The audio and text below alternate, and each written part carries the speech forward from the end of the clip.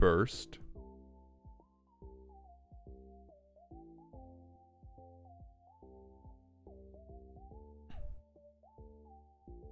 Oh, I don't think that's true, Swifty. Don't worry about it. We have I think at this point, close to double-digit people every day who believe that the stream is just come in, drop a deck link.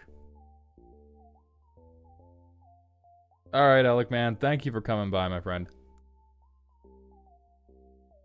It will be interesting to see how much lower stream viewership is because it's like Final Fantasy pre-release time right now.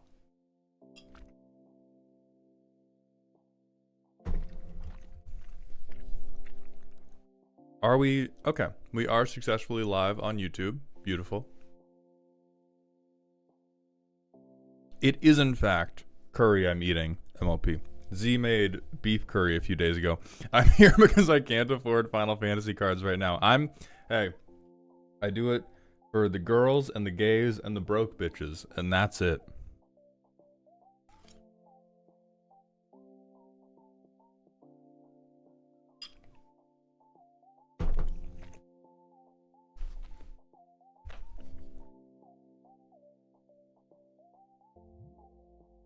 So Twifty Cat, the way it works is on these free roast raffle days, you can buy raffle tickets with channel points and then get one for free. If you don't get one for free, we sell the deck roasts every month as commissions via Ko-Fi. Right now they are $69 and there are 48 slots a month and they sell out in about 1 to 3 hours right now. And then a thing that started as a joke, but too many people did, so now it's just a thing forever, is if you pay me $500, I will stop whatever I'm doing on that stream and roast whatever deck you send me. DMC, thank you for the 100-bit cheer to remind me about the girls and the gays and the theys and the broke bitches. And that's it.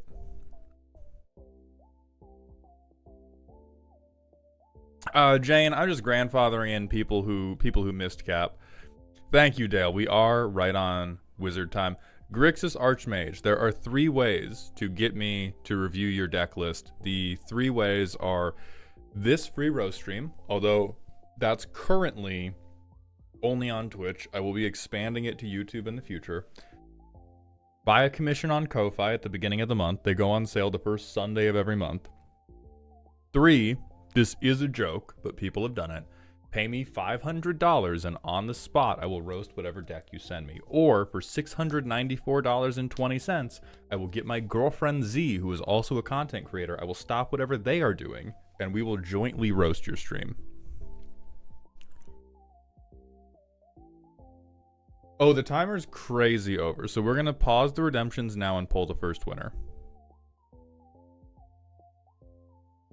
So let me go pause redemptions.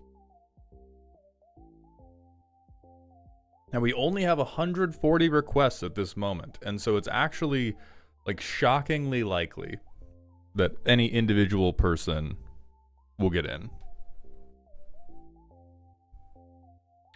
2 people have done the tag team one, Blue Jay.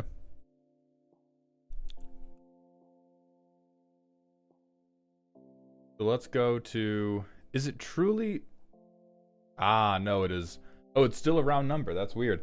But it is 190, not 140. Yeah, 124. We just paused it because we're pulling the first winner. So we're gonna. I'm going to preface everybody with when I Google like. Oh, hold on. I'll just do dice roller because I hate when I Google a dice roller and it like auto rolls. I never trust that. I just never trust it. No, I need.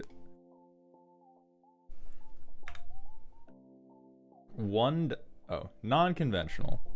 190 sided die rolled 1 time. Oh, and then we need to add how many people were affected by the fake buy. 6. So we're gonna add I'm gonna give them 5 free slots a person, so it's gonna go up to 220. And if we get anything above 190, it's going to one of those affected by the natural disasters. Oh, I have to click stop. That's not any good. That's horrible. Okay, chat. Prepare. Hold on. Okay, I'm on here. I'm gonna close my eyes. This is not me deciding, this is God deciding. 5, 4, 3, 2, 1, click. 154 is the winner. Paid actor hands. Perfect. Let's see who number 154 is. It's actually on this list. So 151, 152, 153, 154. Swallow the pickle. You are the winner of the first free deck roast for today. So please go ahead and get me that deck list either by the Dear Maldhound section of our Discord or via my email address, maldhound@gmail.com. Or I guess you can post links in chat. So I will mark this as complete. I will unpause redemptions. You may now continue to purchase raffle tickets if you have just gotten here. These are raffle ticket actual. Posted. Beautiful.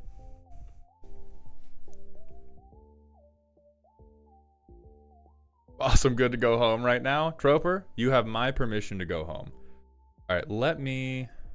Do I have access to dual layout again? Thank you. Okay. Great. And then in Moxfield, I'm going to pull up a deck that is not yours. I need to adjust the aspect ratio for TikTok before we go live on TikTok. And I wanted to adjust the aspect ratio specifically. Okay. I think that works fine. Yeah. I think that'll work fine.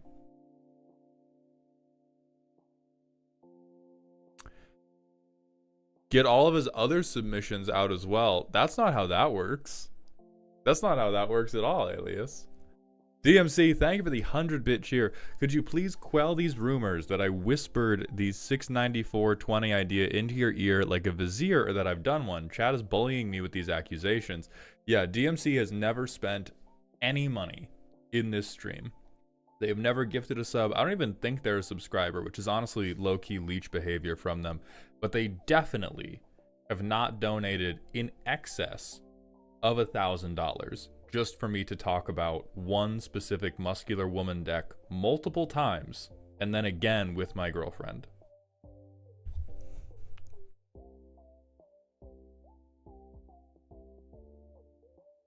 All right, we're gonna go live on TikTok. Add topic, gaming. Please tell me Magic the Gathering is a topic. Thank you.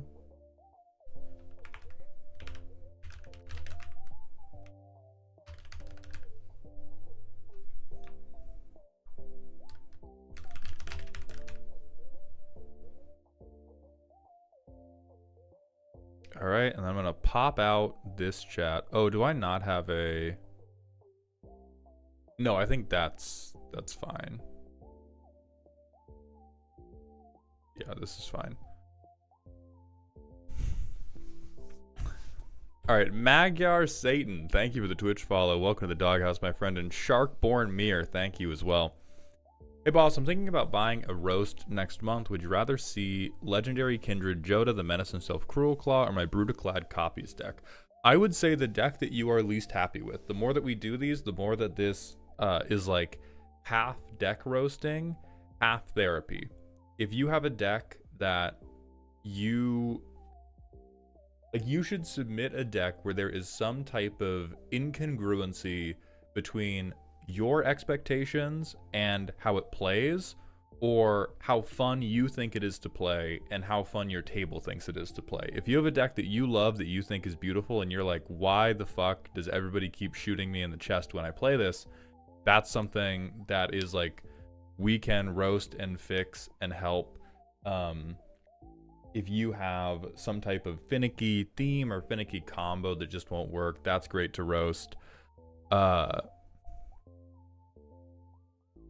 But an important thing about Commander is that we're all doing this to have fun. We're all doing this to try to increase the enjoyment that we get in our lives. And so yeah, if you Brutaclad is because I love him but I get screwed a lot. If you have a deck that you love and you're like, why the fuck do I just get hosed every time? That's perfect. If my pod sees me play an island, they start shooting me in the chest. That's probably the therapy part. I'm going to this is gonna be 1-2-4, that's fine. Yeah, if you just want to see me Wojak, that's also good.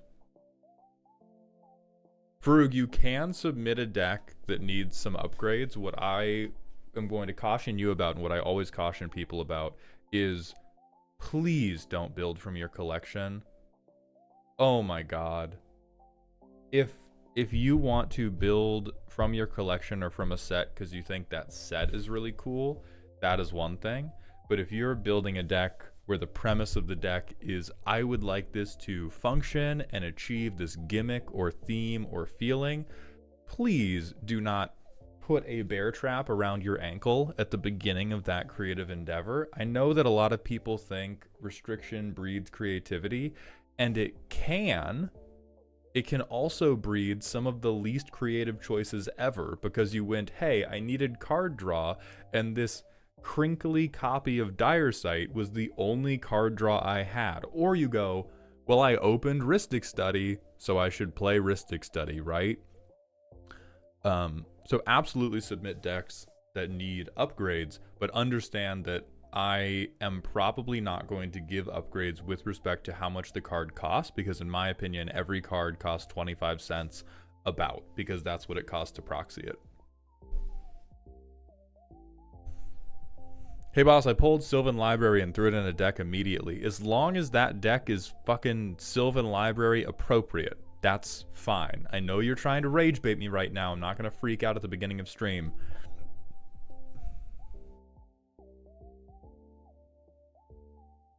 Slight Coyote, thank you for the 50-bit cheer. As someone who likes playing with cards they own, a lot of people could afford the cards you recommend if they just sold the cards they aren't going to use.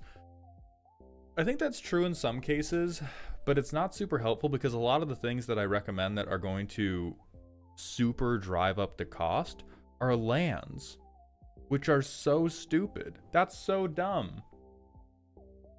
And it's a huge part of what makes a Magic deck functional in the Commander world of most of the stuff you build is 2-color or probably 3-color. Just being like, oh hey, what if I could play the things that let me cast my spells? That's gonna be a fucking grand. Yeah, go fuck yourself. I always build decks out of my collection after my visit to the local printer shop. Perfect. Islor, thank you for the 40-bit cheer. Proxy all lands indeed.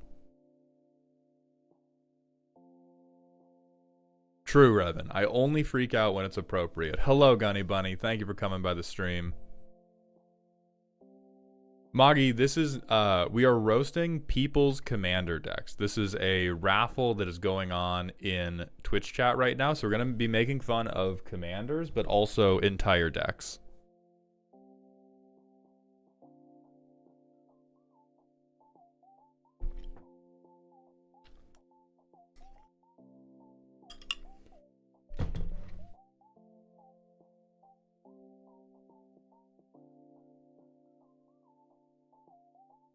So the issue with this is that you say this, but you also would treat every playtest as if every card is Command Tower.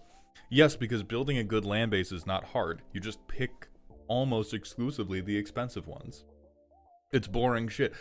Me roasting your land base is me going, haha, poor, and then telling you to fake the expensive stuff. It's like real life real estate. It's just, oh, your family didn't own OG duels to pass them on to you when you hit 18? Seems like you're bad at this game now. I don't know. So, like, actually, like, fixing a land base. Go ahead, bro, chew louder on the mic. Thank you, Micah. Sorry about that. Hold on. Is that good for you, brother?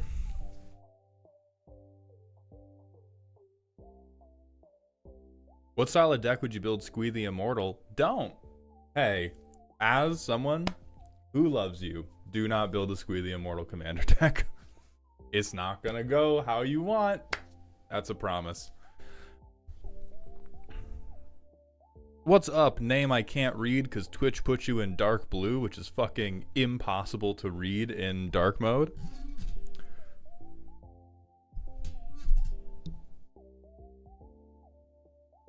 Do you roast harder if I'm a silver spoon child with all the duels, fetches, etc.?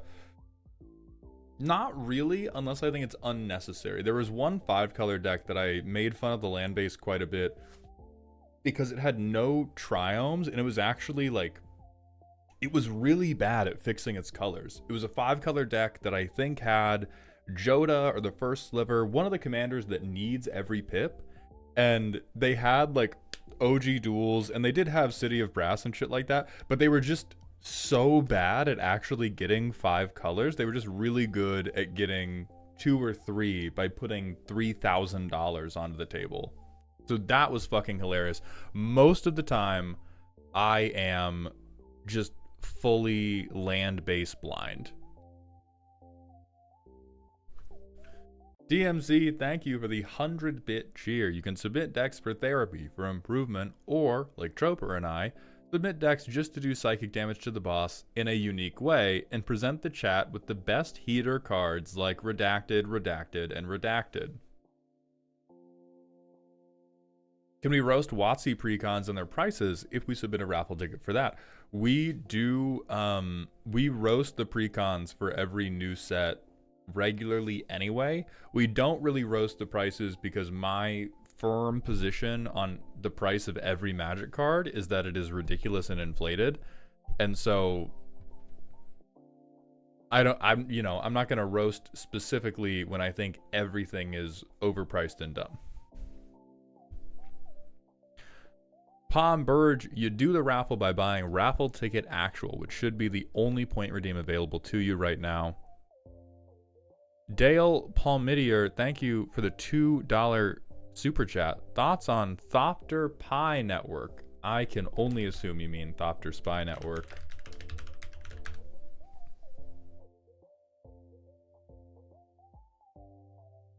Terminally fine. Very... I think if somebody finds a reason to be extremely mad or extremely happy about this card... No, you mean Pi. Okay, hold on, my fault.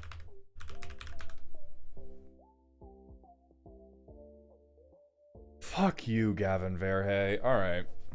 At the beginning of your upkeep, if you're eating, make a 1/1 Thopter with flying. Use food to represent it. Whenever a creature token you control dies, if it's represented by food, eat it. Funniest bit ever, as long as all of your food is dry. As soon as you introduce a fucking wet substance, dry cannot be crumbly. Those are the two qualifiers. If we are on dry, non-crumbly foods, this is goddamn hilarious. I would let you do it every game. As soon as you introduce moisture, and as soon as you introduce little crumbs that are gonna scatter onto everybody else's shit, this is the worst thing ever.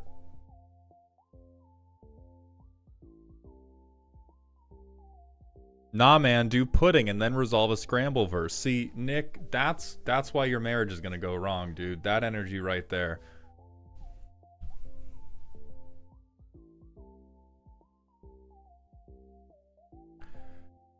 Palmberg, you are then in fact in luck because we do these every single month.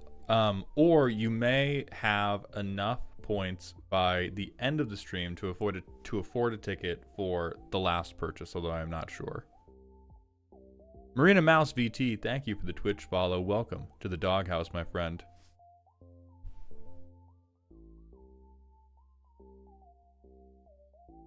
Okay, and then I think at this point we can probably get into looking at the very first deck. Oh, hold on, everybody. Where'd my phone go? I'll be back in just one sec. Let me pull up the first deck so that we all can maladaptive daydream about it. Red Shrek scares the mid-range piles. Oh my god, babies first. Motherfuckers see Heartless Hitagetsu and just can't act right. They just can't act right.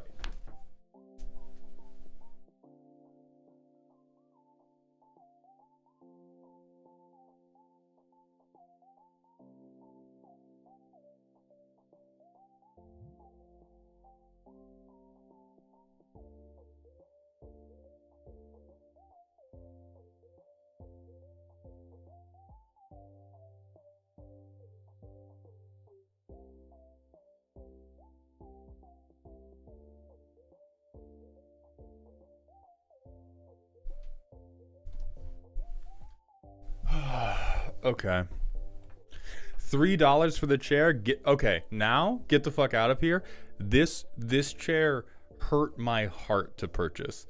It is very nice. It is better for my back. This dumb fucking chair is $2,000. Okay? This stupid fucking piece of fabric I'm sitting on. Yeah. Because I looked up chairs that are good for back pain, and then they told me, hand over your goddamn wallet, you dumb motherfucker. You want ergonomics? That's going to cost more than healthcare, you stupid bitch. What the fuck chair did I buy? Herman Miller. I got a Herman Miller. Yeah, right. It is a business expense because it is my office chair now.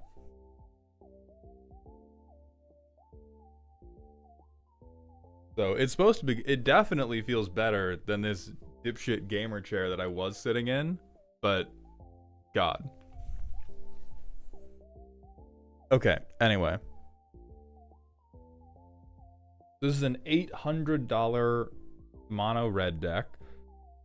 It's weird because the commander's only 12 and that's really all you need. And then we have 37 lands. Get out of my swamp, or I don't know what interaction I should bring. Perfect. I love being able to get the soapbox out early. So a really important thing when you are making a deck, particularly for casual, is you are generally trying to create a narrative experience. I know that's going to sound a little cringe. It's okay to be cringe. We're all playing Magic the Gathering. And for this narrative experience, you wrote boom and then stopped. And that is obvious when we look at the interaction section. So for your interaction, you want to think about, what am I trying to achieve? What prevents me from achieving that? It seems like most of what you're trying to achieve is I play Heartless Hitagetsu, I tap Heartless Hitagetsu, and I fucking lose. But you cackle. That seems like the deck to me. And so that means that we don't have to be as big on just generic like, oh, well, I guess I'll solve this problem. I'm actually, the more Magic I play, the more dim I get on the idea of instant speed single target removal. Like, I think it's just whatever. What do you care about one permanent? You're dealing with life totals. You're dealing with math. I will say the more pronunciation guides I get, the more wrong I'm going to say it.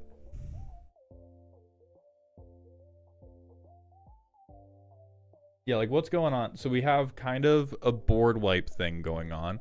Most of what I think is necessary, and this is like, I'm going to put a lot of faith in you to be able to do math. You see a number up there, right? That number's 5.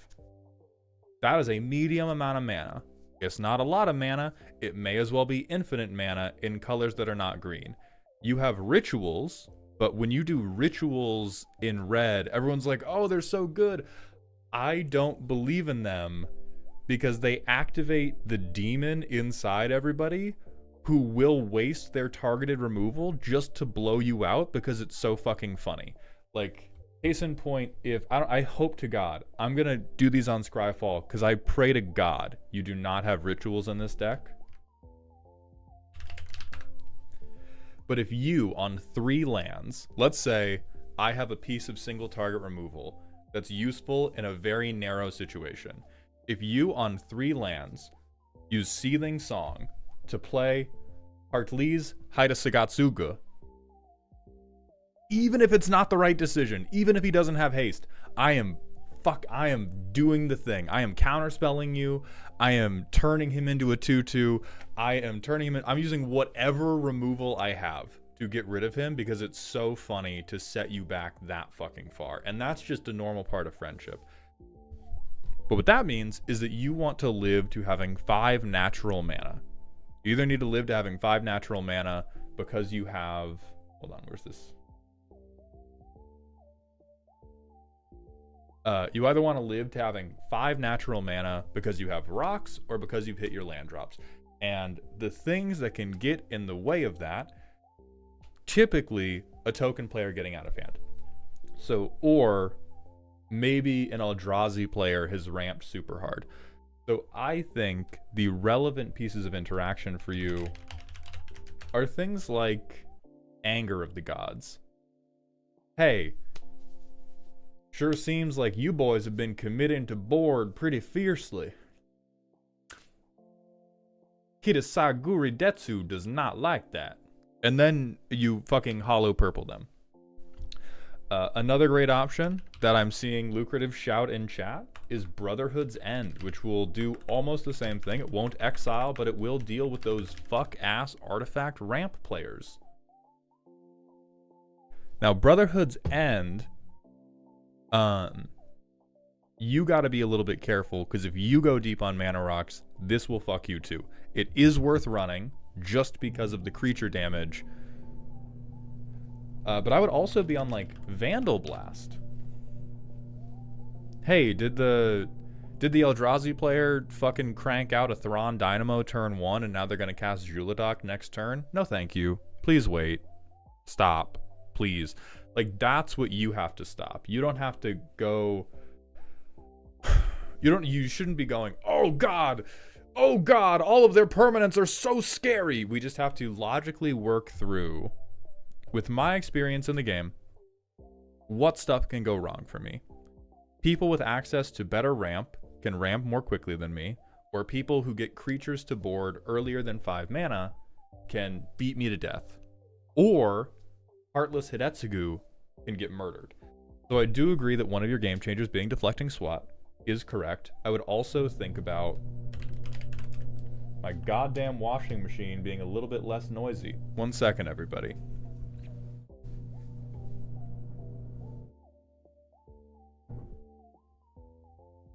Oh, I think that's the trap. I think Z's running the garbage disposal. Alaren, thank you for the 1,000-bit cheer.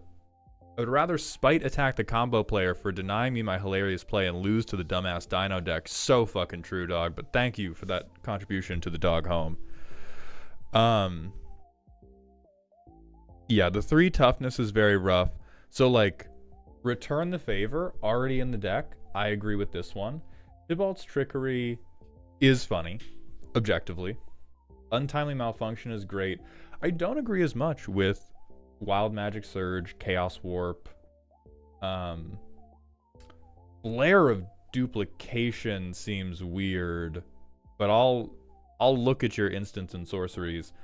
Definitely, this, I can smell the fucking booster box on this shit. What happened here, brother? We get sleepy? Did the NyQuil you took before coming up with the deck idea catch up to you here?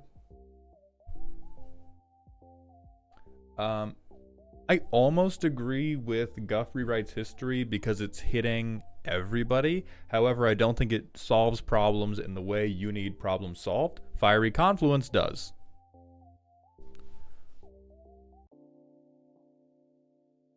Alaren, copy of removal spell. Yeah, however, in red we would rather just boink flip. That's what we get. The red players get nothing in this card game. They get absolutely nothing.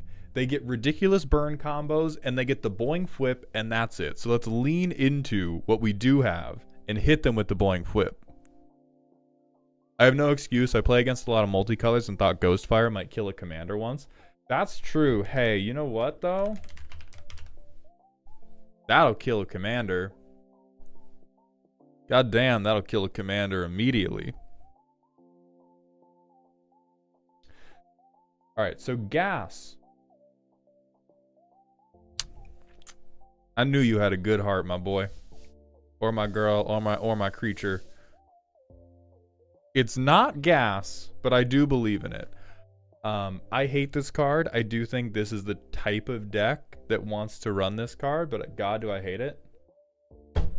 No.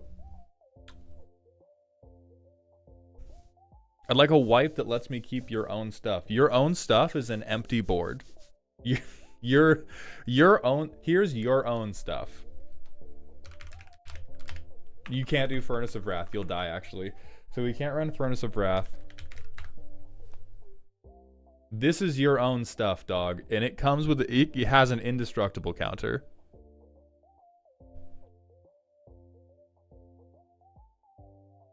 See, Fire Crystal, I genuinely like. Because we will play this before we're playing our commander. It will cost reduce our commander to maybe hold up 1 red for... Never mind, none of our interaction is 1 red.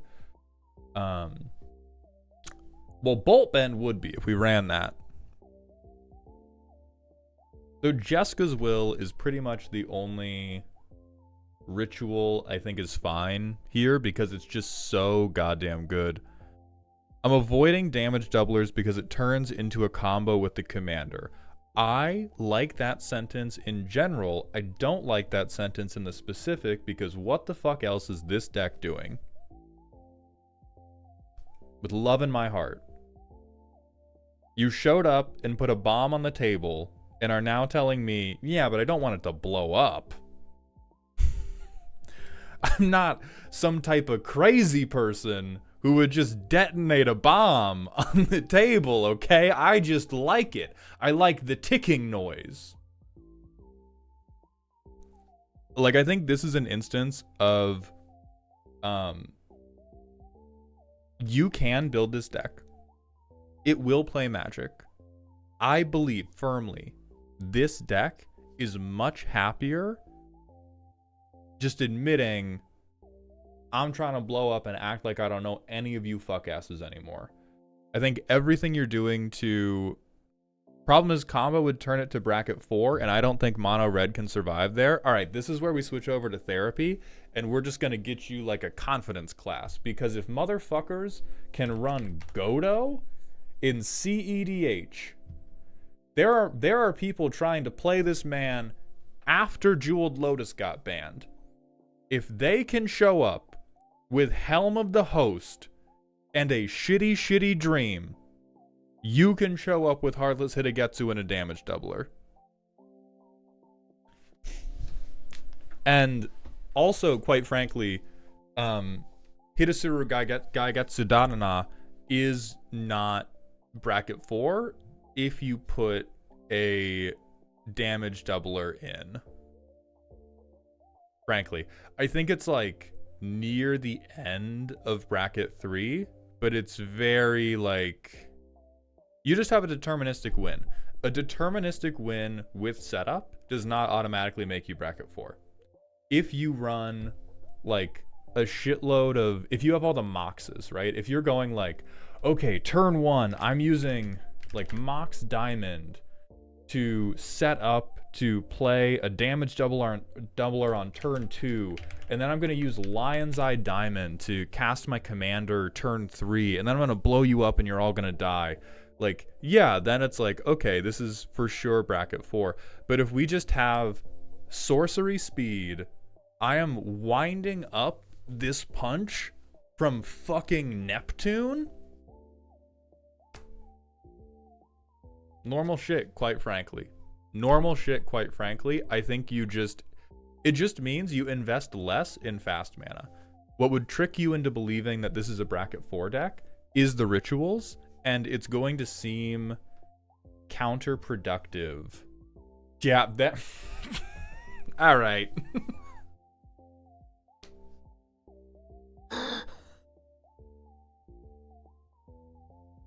Because, like, right now, we have a Formula 1 card to take us to the grocery store. I think it would genuinely be better if you were, like, Thanos, and it was just, hey, if you let me make it to turn 6 with a doubler and my commander on the field, I kill all of you.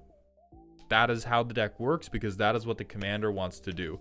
Versus Versus right now, what we're doing is, I'm not gonna say, yeah, in this, oh, sideboard. Okay. So this makes more sense. I missed the tag, that's on me.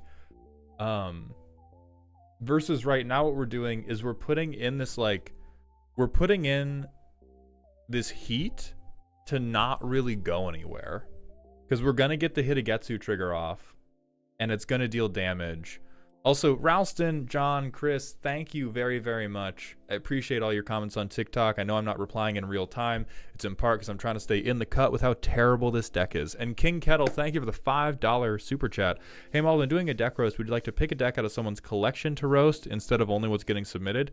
No, I typically want you to put forth something you either think is perfect and just want me to react to, or genuinely want help with. As MLP is saying as well, half your life is scary at 40. Going from 40 to 20 is like, ooh. Going from 20 to 10 is like a little uncomfortable. Going from 10 to 5, which nobody's letting you do, by the way, is just like, oh, I was dead to one swing from the Dino player anyway. Fuck it, yeah, whatever. And so, honestly, you're trying to edge, and you have to stop. As your father, you have to stop edging, and you just have to bust on the table. I'm sorry to tell you this way. Like, I think it's going to be not yes, daddy. Stream's over, gang. Stream's over, gang. And now this is going to be dependent on your pod. If your pod's really bad at Magic, they will think it's unfair. But I would heavily encourage you to reorient this deck around. I'm not playing ahead of curve. I'm land dropping.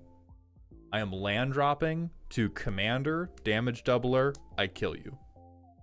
Good luck. And that way the rest of the deck can be these types of board wipes for when you do not have creatures committed to board yet. These artifact removals to stop people who are ramping to their win conditions. But like bracket 3, if you go turn 5, I play my commander. Turn 6, I attempt to resolve Twin Flame Tyrant and tap for lethal. Job done. Can I suggest a few cards? First and foremost, I'm going to suggest something that's going to make you go, huh?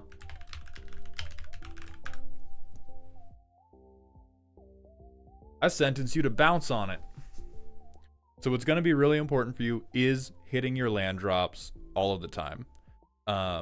I used to hate bounce lands. I still hate them emotionally, but practically, if you don't have to be committing a good permanent to board every single turn, God is this so good. It's a 1-mana Cyborg phrased it this way while we were playing League. He was like, it's a 1-mana cultivate. And I was like, you dumb bitch. So this is legitimately a type of thing I think that you should be on. If we're on other ramp,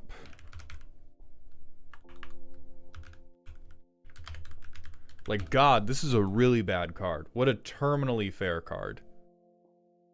What a terminally fair card. Can they just play the untapped permanent / creature artifacts? We kind of can, but again, that falls off really heavily after the first two. But yeah, Voltaic Key would not be the worst thing in the world. There's the best one. Hold on. The best one.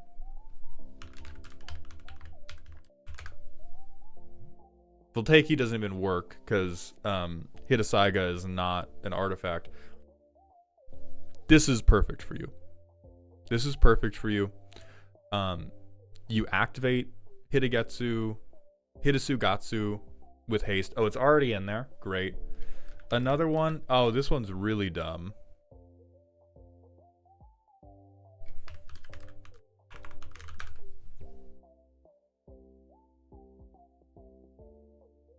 Untap at each combat. This is a method to tap to tap Henry enough to murder everybody for sure. So Tank County on TikTok, this is for sure Christmas land, but I think you get at least one Christmas land. So Tank County asking on TikTok, how do I send a deck for you to look at? Every month we do a free raffle stream on Twitch, which we're doing right now. So if you want to start getting points to join next month's raffle, please come over to twitch.tv/maldhound. Or we sell commissions on Ko-Fi at the beginning of every month. Or, and I swear this was a joke, but multiple people have done it, you can pay me $500 and I will roast your deck on the spot. Mexican Recluse, thank you for the Twitch follow. Welcome to the doghouse, my friend. All right, so let's actually go back and check this primer. Current version is the 3, but I'm unsure where it really fits. First draft was intending to play in high 2s. See, yeah, this is a mistake, not because you are a bad person, but the gameplay pattern that Harry Datsuget wants to achieve is just not for a 2. It's just not meant for a 2. Like, he's happier above a 2, and it's better. Mogalicious, it is 500 United States dollars. Or if you send me $694.20, I will go get my girlfriend's Z-main character and we will co-roast your deck. Alright, anyway. Intended game plan, we drop ramp and haste sources. Okay, yeah, setup is good. Ramp is like the thing I'm going to go weirdly against. Ideally drop an efficient, evasive goon the turn before the commander enters. Play Hidetsugu. Fuck, I said it right. No! Ahead of curve and hopefully tap him immediately, swing the goon at somebody. Hitagusit does not survive the rotation, but we keep the possibility of playing him again over people's heads. Try to kill people with evasive goons.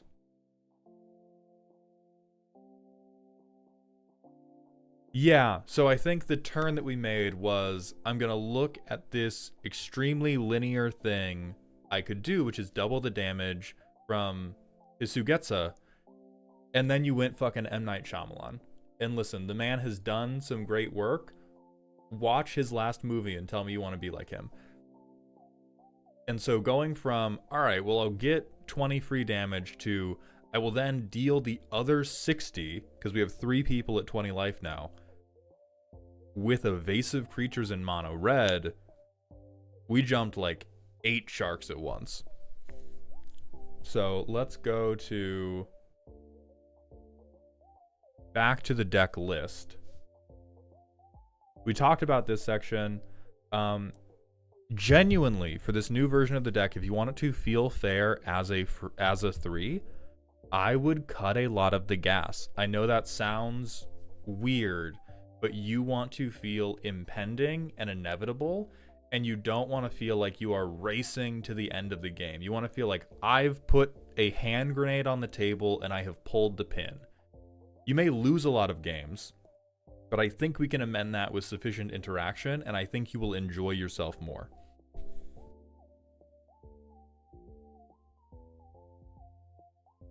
Now, I think Generous Plunderer perhaps is still usable, but definitely not Generator Servant. Generator Servant is like, we're pulling every trick out of the bag to make this try to work at 4. 3 is we are accepting that we are going to be fucking telegraphed and not that great, and that's okay. I do agree with Descent into Avernus, because that is a very beloved card.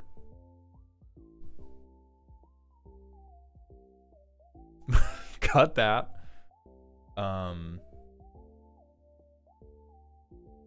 Oh, I like Seize the Spotlight. And then, rather than Seize the Spoils, because I want to get us away from treasure tokens wherever I can. Let's look for other ways you can... Honestly, keep Havoc Eater. I like Havoc Eater. He's cute as fuck. This is also funny. I think these are 2... Never mind. Self-rebuttal. Rather than Disrupt Decorum, Spectacular Showdown. It's going to be more mana, but realistically, you do not want to goad until after you have already done the Hidetsuga Ganan Gugana trick. When we have that much mana, double striking, goading everything is much more compelling than just goading everything. We don't need to fucking double spell. We're playing this, kicking our feet up, and watching everybody kill each other. Alright, goons.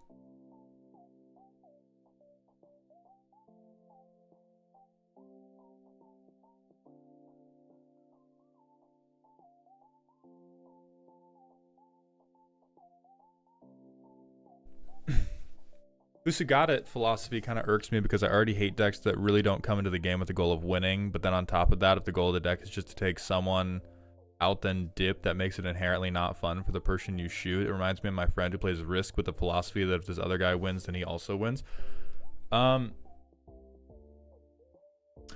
So I get where you are coming from emotionally. Lucrative, are you under the impression that Isugadet only hits one person?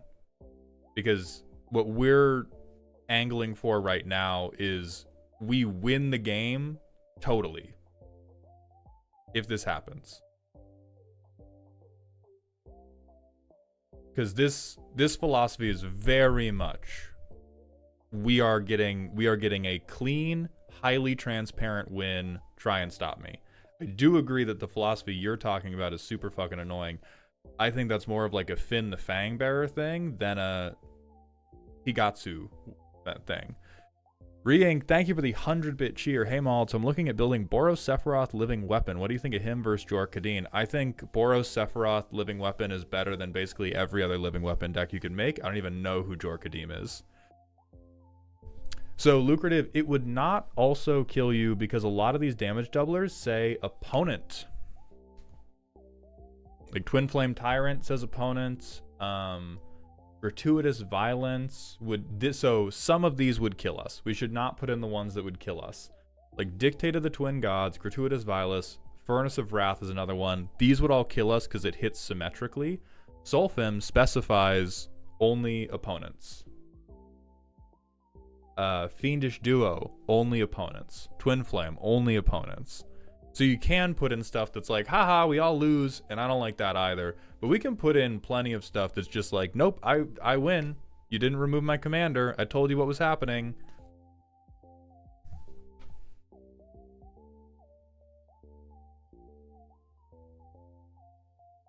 I think playing haste enablers is reasonable.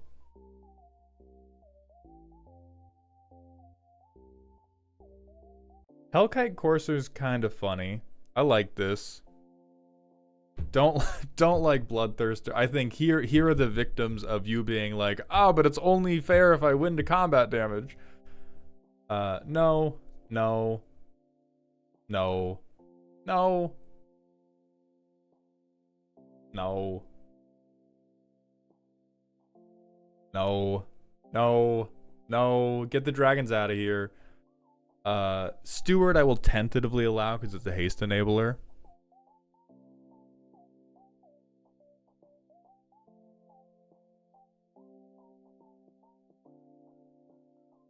I think Lifelink's a trap.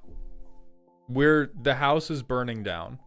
The house is burning down. That's the goal. My hand is layered like an onion. Sure. It's probably a trap, but you're in mono red, so you can afford some colorless utility lands. Definitely fine on War Room. I think you are okay with Faithless Looting. I think you are okay with March of Reckless Joy. I think you are okay with Grab the Prize. I think Inti is aspirational, but goddamn, Inti is so strong that there's few things he cannot carry.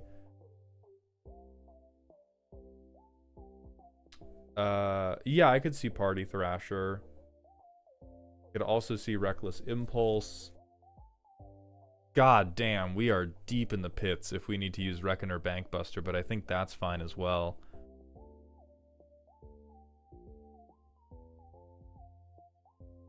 Okay, other things that would be useful for you.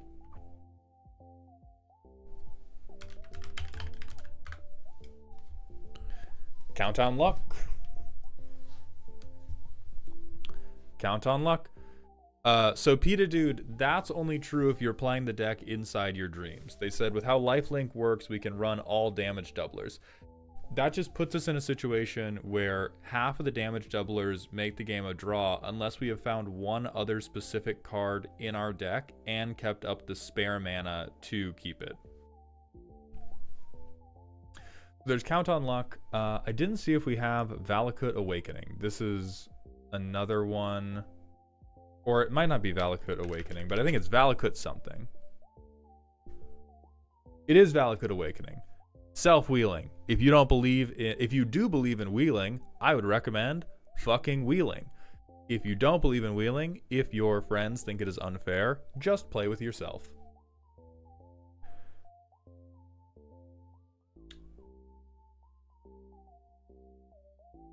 So I would bring in now I think things like Sawhorn Nemesis are going to bring in the issue of that Lucrative brought up of, okay, I shoot one guy and then I might gas out. So I'd bring in Count on Luck. I would bring in not this fucking thing. Why does everybody think this card is playable? I would bring in Soulfim. I would bring in Twin Flame Tyrant. I would bring in Fiendish Duo. And once we cut a lot of this goons and gas, the stuff we bring in is like wheels, redirection spells, other things I think you will find fun is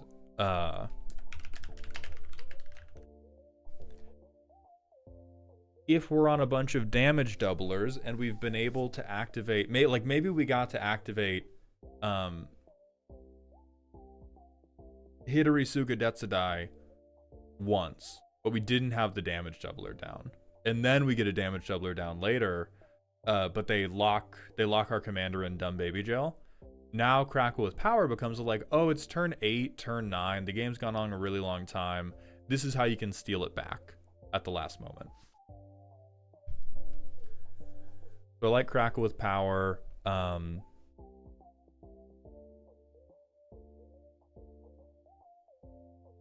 I think Valakut Exploration is also just straight up playable as another source of impulse draw. You're not even going crazy with the landfall. You're literally just going like, okay, land for turn, let me look at one extra card, please. And it deals damage to everybody, so it's like softening people up a little bit more. What else can we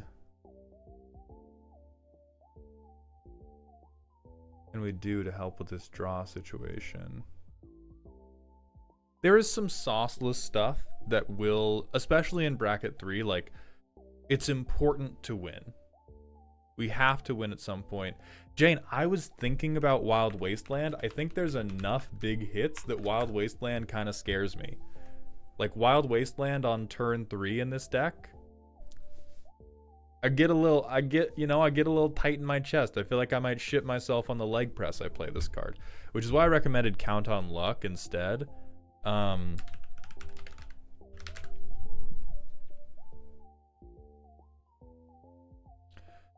I genuinely believe in Charred Foyer a little bit more because we can't play it until turn 4, so it's like more likely we've gotten our feet under us mana wise.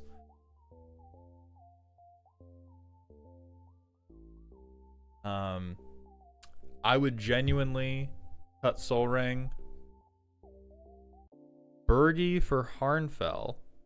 Yeah, honestly, Bergie just for her backside, her big, beautiful, lovely, lovely backside. I think this could become playable late in the game if we're like, oh fuck, we really screwed up. My bad. Why can't we just put in Heb?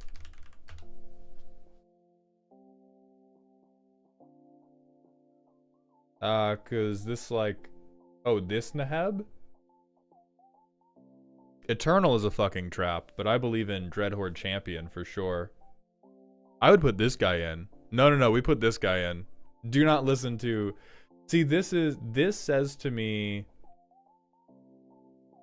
The reason I think this guy is a trap is this reads to me as... I play this after I've played my commander. It's taking up a slot that a damage doubler should be taking up. I activate my commander. I float 60 mana. It converts into basically nothing. Versus Dreadhorde Champion is I play this before my commander. I wheel myself to get to a damage doubler. Then I slam my commander with a damage doubler and try to kill everybody turn 5. I think to have the Eternal is just a totally different burn deck that is also good, but good for other reasons. And then I'm hearing a call for Koth. Does this come down quickly enough?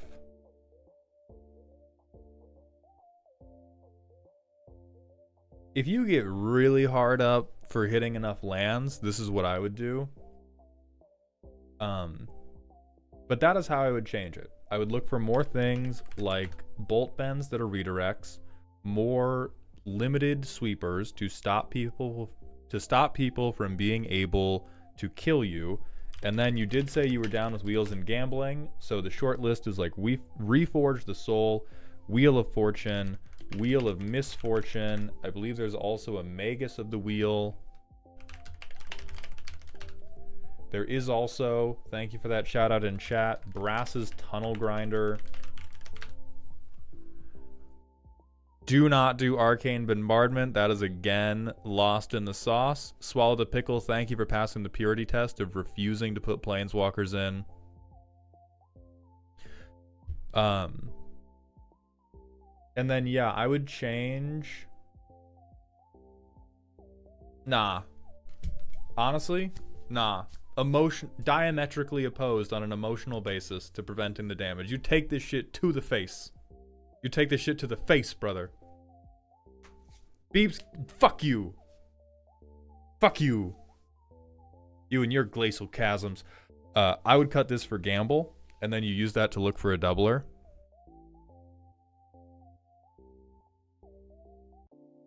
I agree with that, Lucrative. I think the most important thing we can do, is we drop, let's pretend this deck was good, and instead of Etsushi, we had Solfim. The most important thing we do is nothing. We opulence somebody. This is still very cute. We used, they probably avoided attacking. We Jeska's Will for the mana. Turn 3, I'll say somebody had 7. Perfect world, somebody had 7. We Fire Crystal, this is Solfim. This is the good card, this is the damage doubler. We win. Now I think from your perspective emotionally, we would call this too fast. I am inclined to agree for bracket 3, but the thing that made it too fast is the ritual. Or potentially the Curse of Opulence. I think if we correct how explosive your mana base is, this type of highly telegraphed win condition begins to feel much more fair. And instead of rituals, maybe we have one of these pieces of interaction, or we get our Gamble to tutor for a deflecting SWAT to protect it when it happens, or we have Vandal Blast, you know, something to help us live until this same situation is happening on turn 6, maybe even turn 7. Fire Crystal, dog. Final Fantasy crystals are fucked up.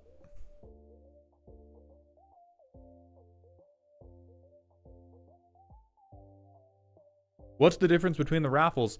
Raffle ticket actual is the only one. For some reason, like half of the viewers can't see raffle ticket not actual. Bad Deck Builder, we're roasting viewer decks on Twitch TV right now. Oh, thank you, Seagow. Yes, Veggie hit me with this card. It's actually so cute. Snort. Here's another wheel. Everything before your commander should be, I am resetting my hand to find a doubler or a haste enabler or a protection spell, and if I don't have it, goodbye. Go again, please.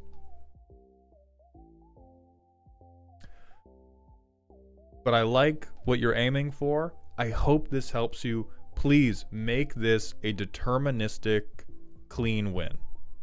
Don't rush to it. Don't do the typical red crackhead behavior. That's going to be very difficult. You want red Shrek to be ominous.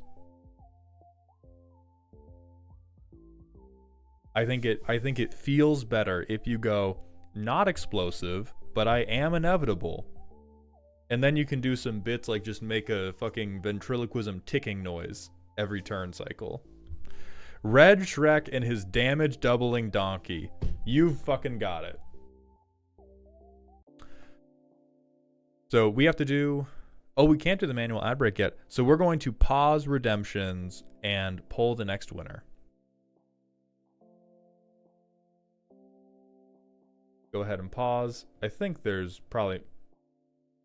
We are up to 265 purchased tickets, the most recent one being bought by Pika Puff. Let me double check that. Yes, that is true. So we have 265 people to pull. We're going to pull, what was it? I said like we're doing 30 extra entries for the people affected by the natural disasters. So this will be 1D 295.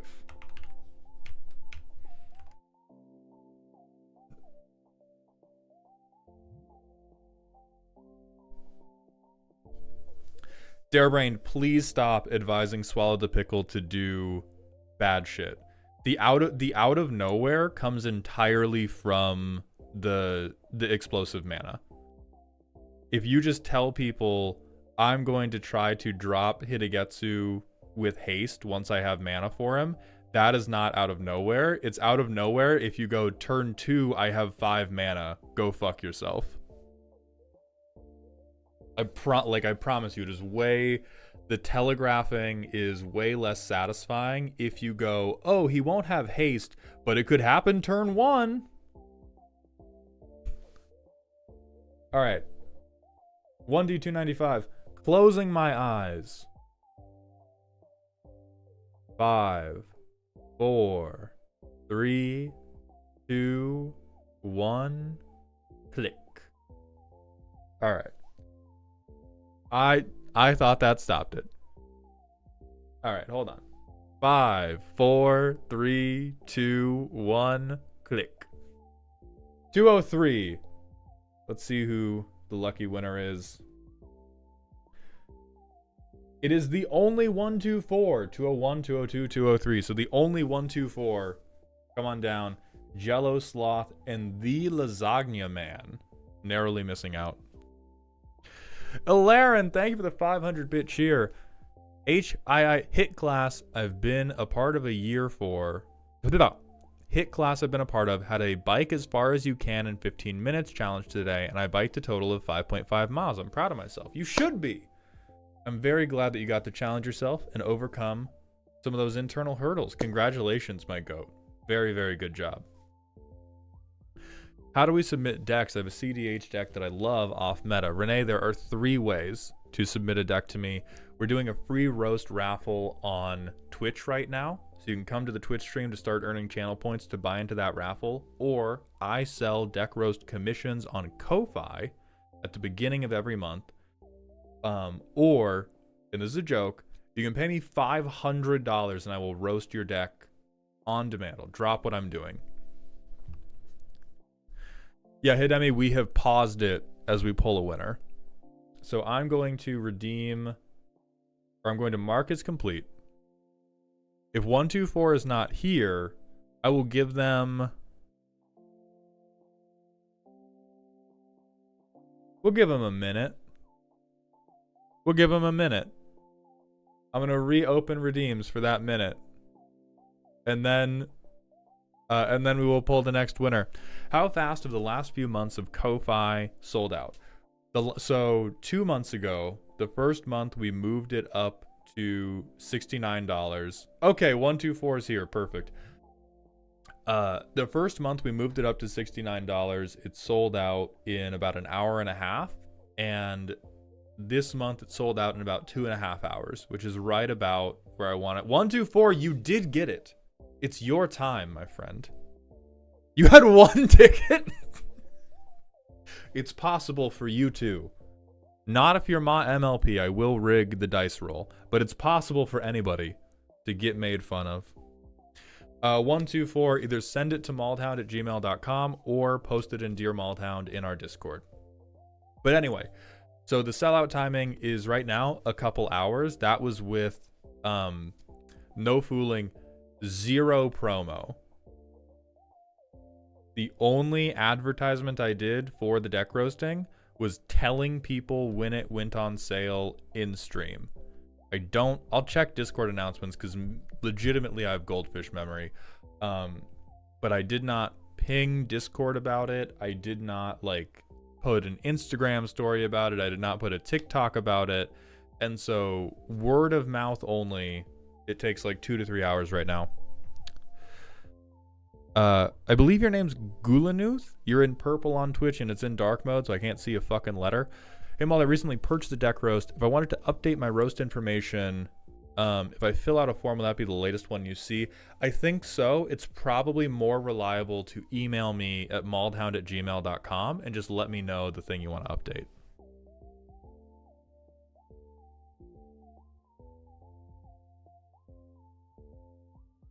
Yes, Alarin, it's much better than 5 minutes. So for people know, for the purposes of keeping all the financial stuff fair and transparent, the bounds I'm going to use is if the roast is selling out in under an hour, the price is probably going to go up at least a little. If the roast is taking more than 48 hours to sell out with promo, I will be dropping the price. That's how I'm going to let market forces dictate. So if you all are able to effectively collude, hell yeah. Hell yeah. Power, unionize. I support that. So far it's been contested enough that people can't unionize because their spots get sniped. But those are right now the bounds that I'm playing with. Nightsea, please post clips in Dear Maldhound. Mald, you will love this deck. I feel like I'm gonna hate you. It's always sold out when I look, even I'm so slow on it. Yeah, Dylan, 2 hours is not a lot of time. Slight Coyote, how high does the roast price have to get before the $500 Insta Roast goes up? $500 Insta Roast going up is probably going to be a function of stream popularity and not the roast pricing itself. Yeah, if I was gonna bring, because I think the 500 because the $500 is much more about hijacking whatever we're doing on stream, and the cost of that varies much more with how important is it that stream is on task.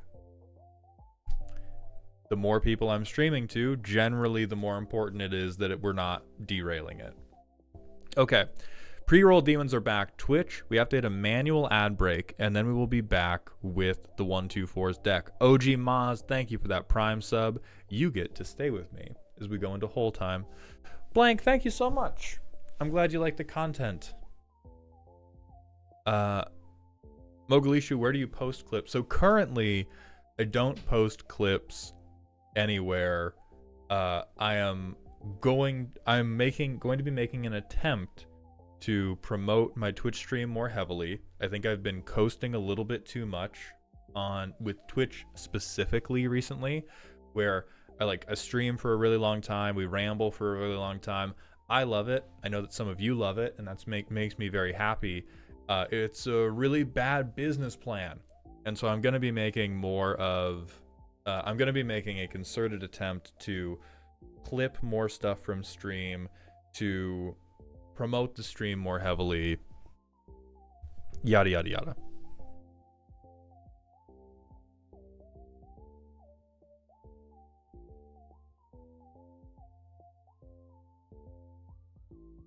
Okay. Oh, I can eat rice. Oh, fucking beautiful. Clips of custom cards and stuff. I'm going to be clipping those as well. So what's going on with custom cards is right now they're limited to only variety streams. And we've hard capped how many custom cards you can submit per stream. If the demand stays really high, we're going to do custom card streams on their own. That's a nowhere right now, but somewhere hopefully soon. Hopefully soon, I will just be posting Twitch clips on all of my normal channels. I've debated a couple times making like a live stream only channel. I don't think I need to do that. So hopefully what will happen is there will be like daily or near daily Twitch clips on my normal channels in addition to the normal content. By the way, what was your decision regarding Darkest Dungeon? We're going to keep going for now. We did a stream yesterday, so what I'm doing regarding Darkest Dungeon is highly limiting how many custom cards you can review or you can redeem so that takes over less of the stream. I am trying to keep playing while I do rants, and we're streaming not as long. Fruity, yes, for the paid deck roast, you will get an email scheduling you.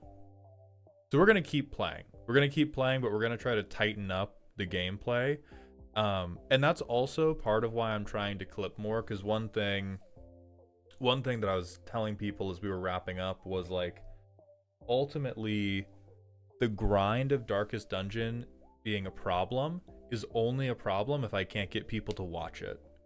If I was pulling 500 people playing Darkest Dungeon, who gives a fuck if it's a grind to get through the end game?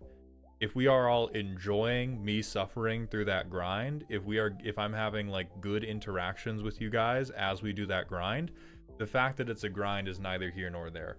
The problem with a grind is only when it is like a war of attrition with y'all's interest.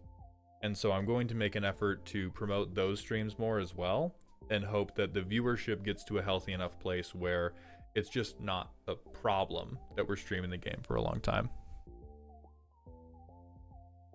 Riang, thank you for that 100-bit cheer, and I appreciate that pro tip. Yes, they're still being submitted for this month, Revived Lich. Week was busier than I thought it was going to be. You should get an email by the end of this weekend. Do you have any recommendations for recording IRL games, camera types, etc.? Don't do it. Sorry, I'm looking at the Twitch camera. This is the TikTok camera. Please do not. If you want to make content, I have a litany of advice that I won't get into right now. If you want to make actual play content, this is what you do. This is the formula. For the next 6 months, for 1 to 2 hours every day, you are going to come up with funny situations that you think could happen in a real game, and you are going to film a clip of that funny situation happening. Every day you're going to try that. The best ones you're going to post to TikTok, to YouTube, to Instagram.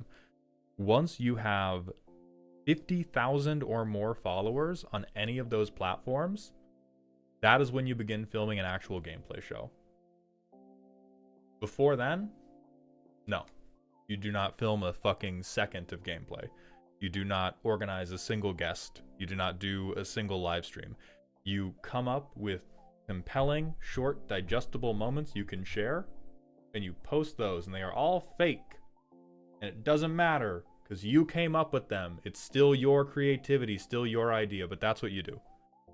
Anything else is just you maladaptive daydreaming about being famous and not actually doing the thing. But that's how you do the thing. Are any of the ones bought last weekend going tomorrow? At this point, I don't think so. I thought I was going to be able to do some scheduling last night, but the podcast filming went a lot longer than normal, and so I didn't get any of it done. So at this point, tomorrow is going to be a variety stream. I think the earliest a deck will be getting roasted is Wednesday. This coming Wednesday.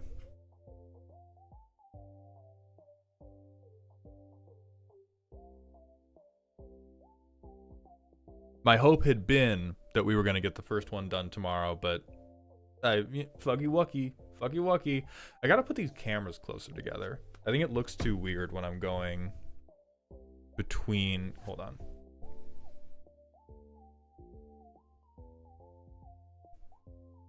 It's like almost fine.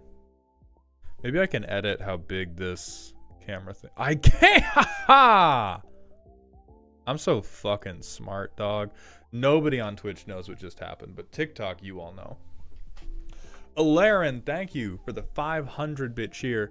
Yeah, either way, doing streaming, talking head, even with someone as silly as Mald, is rather hard/exhausting work. I will push back on that. I would be remiss to not talk about how easy this job is. I think this job is hard because when the human brain does not have enough problems, it will create its own. But the only thing that makes this job hard is once you get into your own head and you start questioning yourself about every single thing you're doing and if you're being entertaining enough. That is a very hard thing to go through. If you are on top of that, this job is easy and awesome, and I love it, and I wake up grateful every day that I get to do it, which is not a feeling I have had about any of the other work I've done in my life. I'm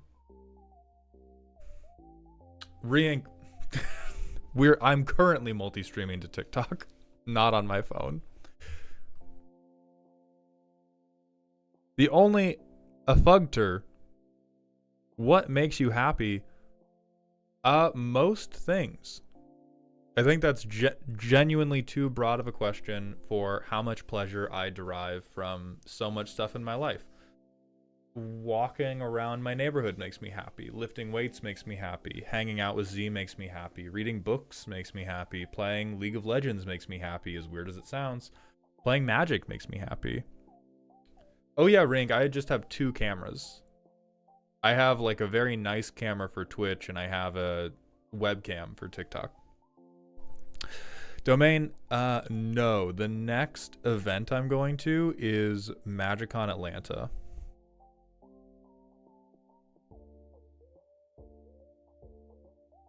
Okay, we have vamped more than long enough. Let's look at the only 1/2/4's deck. Renard Baking Pod, no infinites or 2-card wins, but it is for bracket 3. This is a pod deck built to tutor for some sort of birthing pod adjacent effect in chain tutors to assemble incredibly powerful board states from very little. Not an instant win combo deck, it is instead built to put together cards I think are cool, become the archenemy, fight through interaction to win in a pass the turn line. As such, this deck tries a bit harder to interact and answer opposing threats than most pod lists. It's likely a strong bracket 3, but not resilient enough for bracket 4. We're clean on lands. We're clean on money. It's only $600. The Breenard. We have a limited overrun effect, and then when something dies, we get a 1/1 food golem artifact creature token. That's a copy of it, but it's also a food. Two card combos! Okay, so they're not win, but we're still... The synergy police are going to come shoot your dick off. So we have life gain, board buff, probably works in a food deck. Cultivator Colossus. This one seems weird. This is dope. This is just good. Yeah, stomp on him, mommy.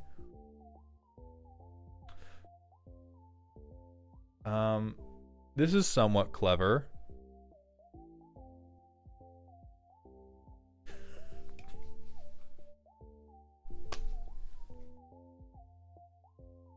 Dog, I'm all about stretching the definition of combo to its legal. Oh, okay. So it is.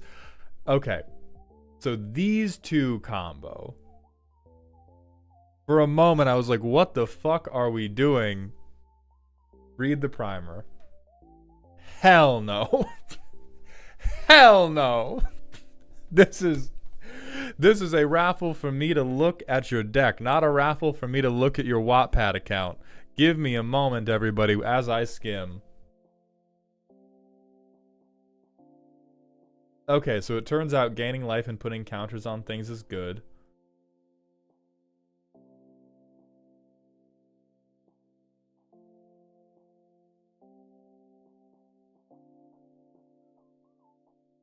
You gotta start a YouTube channel. The way you explaining how 1 + 1 = 2 right now is insane.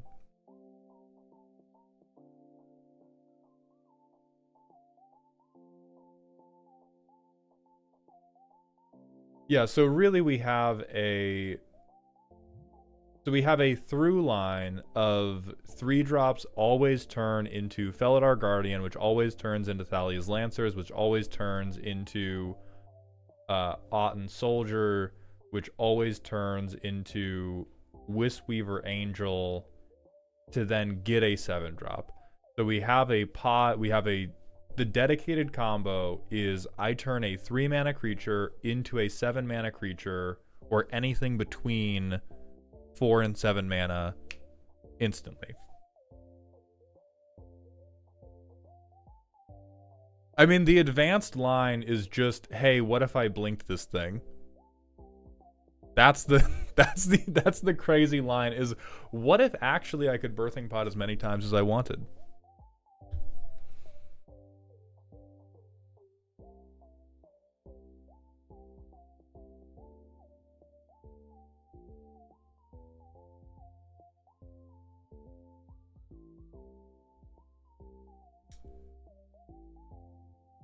So I kind of see, I see the vision. I also like trains very, very much as a child. My question is, why would I ever tutor for anything but Kudo Norn?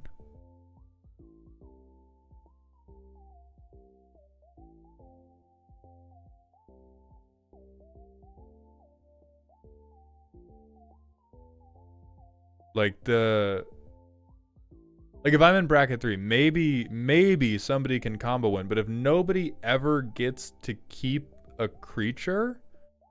Also, what do you mean this list has to interact with our opponent's threats more often? We fertilize the egg and then we win. And what I'm trying to speak to right here is the importance of the importance of setting your ceiling. Because the ceiling you have set right now is 2-card creature lock. That's probably the most powerful. You would normally tutor for easier combos if you have less mana. Well, I'm not talking about in the piloting necessarily. I'm talking about like we've made a deck full of tutor chains and then stopped the tutoring at, well, why would I not simply tutor for this like I'll tutor for everything but the best thing the deck can do. Like I'll tutor for everything. The entire deck is just 18 tutors in a trench coat. But God forbid I solidify the most powerful interaction.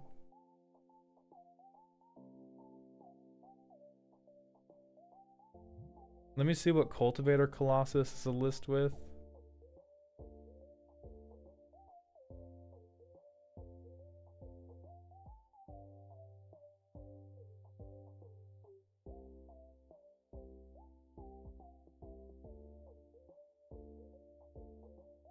This is not a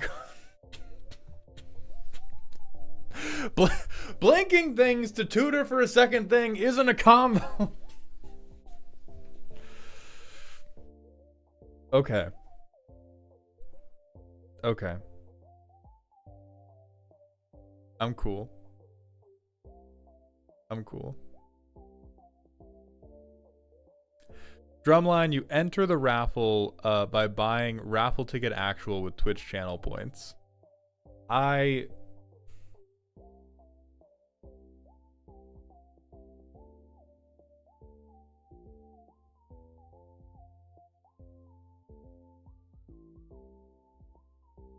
You are Hannibal, and this is your elephant, dog. I dislike it. I'm gonna go just straight to the playtest and see how we do.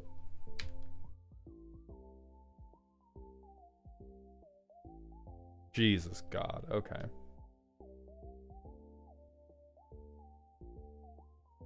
So turn 2, we Pyre of Heroes. We can't get Pyre of Heroes out yet. What creature type is Felidar Guardian?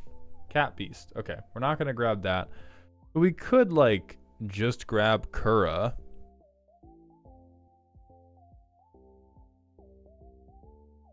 Or, you know, hey, we play Breenard.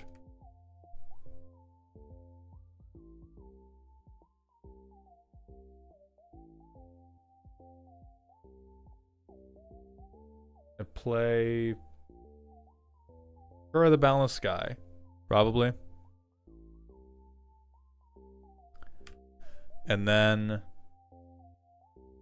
we use Fintorn Elves mana.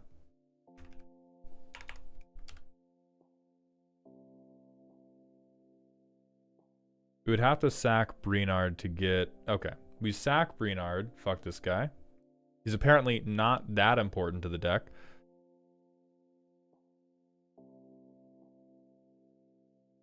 We get Thalia's Lancers out. We get Vanifar.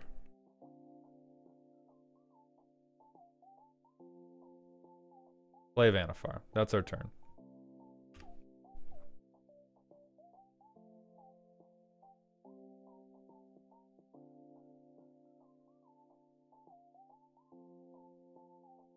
And at this point, we don't have Felidar Guardian out, so we can't do the Auten Soldier trick to just turn these into Felidar Guardians. We could turn Kura into 3 lands for no reason. Let me duplicate this so that I can just look at the... Get the fuck out of here. So I can just look at the list. Where are our other 6 mana hits? We have Vivian's not a creature. We have Wisp-Weaver Angel. We can blink a creature, but that... Well, okay, this Felidar Guardian's not fucking legendary, though. So potential targets right now is we could turn Kura into Wisp-Weaver, which would let us blink Thalia to get another legendary. But does another legendary really help us right now? Kind of, yeah. Actually, yeah, it does. All right, so we use Vanifar to turn that into Wisp-Weaver. Boing Whip on Thalia. We use Thalia to get Kudo. And then, please tell me, they're not going to let Elish Norn be an angel. She's just a Praetor. So I think we still have to wait 1 turn at this point, which is just so awful. But everything's a 2/2, and then next turn we assemble Elish Norn. Now I have a bike lock around the game. I knew you would like the deck malt. That's interesting. That's the emotion you think is happening right now? Is enjoyment? You think pleasure is going on right now? The lines are clever. I will give you credit for having clever lines. What I dislike about it is we are doing a lot of nothing until we have effectively won the game.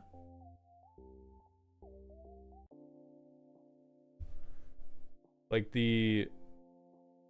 I mean, how would we tutor up 1,000-Year Elixir, though?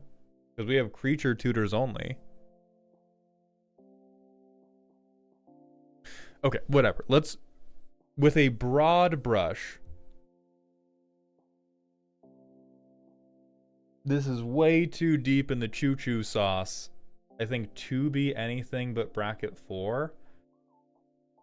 It's certainly creative in the things that it goes for, but it's also like... It feels condescending, is the only way I can put it. It feels like the whole time you're tutoring for stuff and promising me that you're not going for an instant win feels a lot like monologue. Like I get big...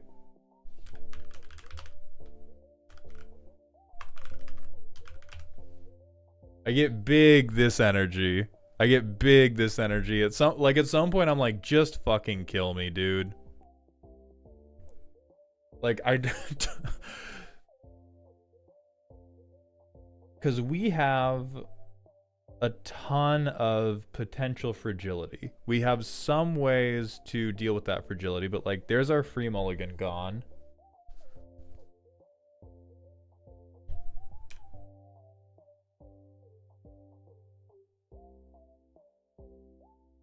We have Uvenwald Tracker for some fucking reason. We don't even chalk this in. So we get Vanifar.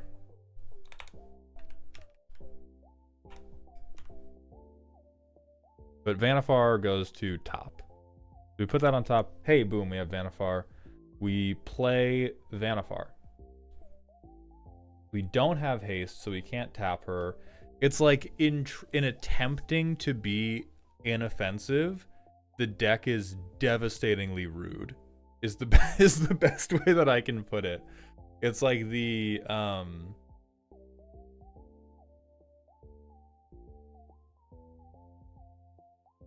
it's a good deck, but it dead ass feels like playing with your food.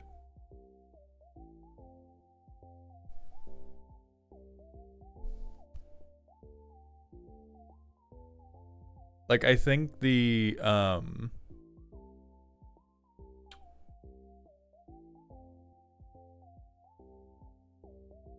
and especially because with a lot of our combos we have, which I'm calling these combos pretty generously, with a lot of the potential synergies we can tutor for, we've gone for greater like we have like 5 or 6 different ways to 90% win the game with a bunch of tutor lines that you would need instant speed interaction to stop. Like I think that's a really, really big distinction that would prevent this from and you're not arguing that it's bracket 2, but would prevent it from ever seeing the light of day as bracket 2 is like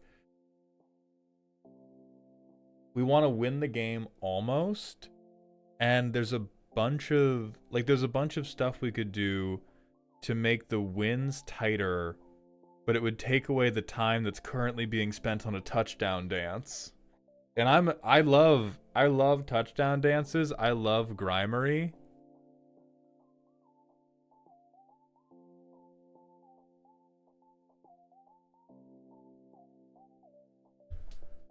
CMAC, I'm sure that it has some type of answer, but like also the Archangel of Thune combo seems so ridiculous in the face of Akudo Nornlock. And we could go like, oh, well, what if you don't draw the cards for it? Oh, what if you drew fucking Worldly Tutor? What if I don't draw the cards for it? We're in Bant. We have any card we want. I always do Worldly. Yeah, like Worldly Tutor, if we're stacked on Game Changers, Eladamri's Call, like there's a bunch of things we could do to make the concise, hey, I'm gonna beat you. Because I could even see like my primary goal is to turn you all into bears and then execute, I guess, anti-Pride Month. Or I guess Pride Month, but only for me. Because I have all the bears and only mine are strong, and your bears are weak and flaccid. I get that. I tend to think that is appropriate at bracket 3 if people let you do that.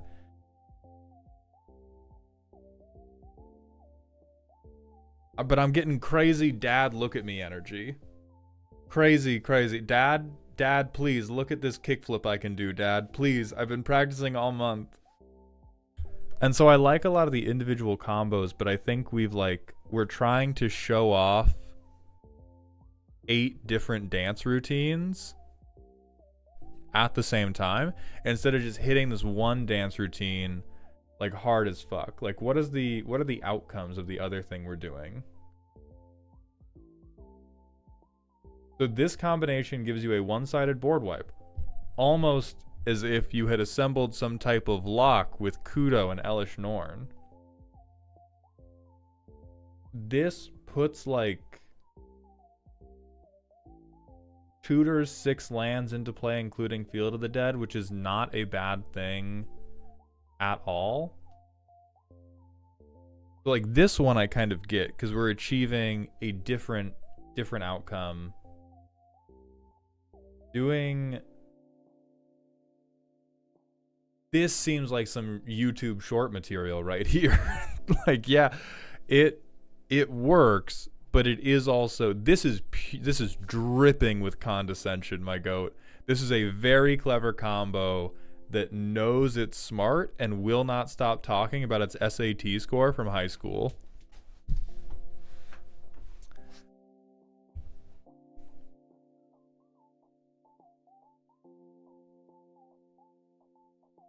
Cantripping in a deck that intends to just pull 15 different cards out of its library before telling you to go fuck yourself is incredible work.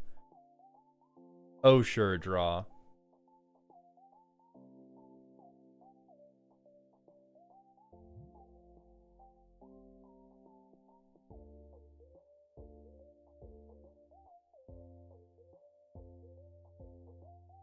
And there's some stuff that's like, yeah, hey, they got Felidar Guardian, I want to go for it again.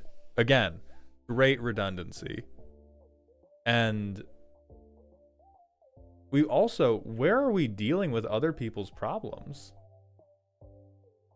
Oh, oh my god.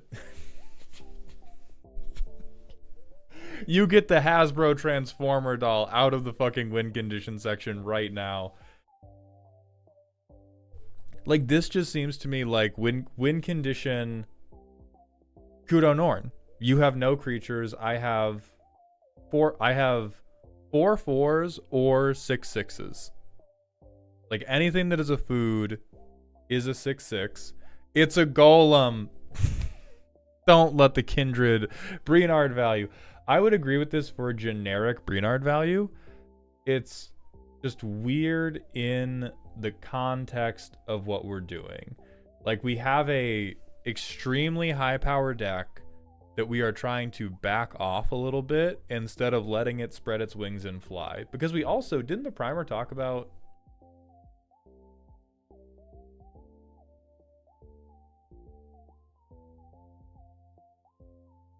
it's a bit harder to interact and answer opposing threats? I don't think that's true. I think the one thing you answer is, hey, do you have creatures? Go fuck yourself.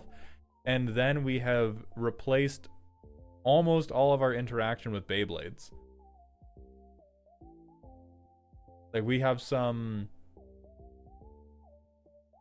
single use destroy target non-creature permanent that we can also pod for. Riang, thank you for the 100-bit cheer. When the next unset has wordy tutor, Mauled is cooked.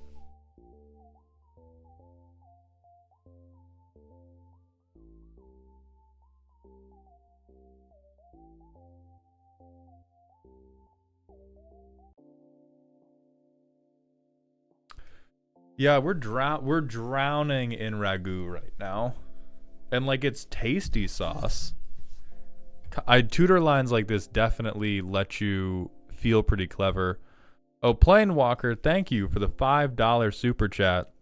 Good to see you, all. Do you occasionally dabble in Two-Headed Giant in your playgroups? No, I hate Two-Headed Giant. Probably one of my least favorite formats in the game.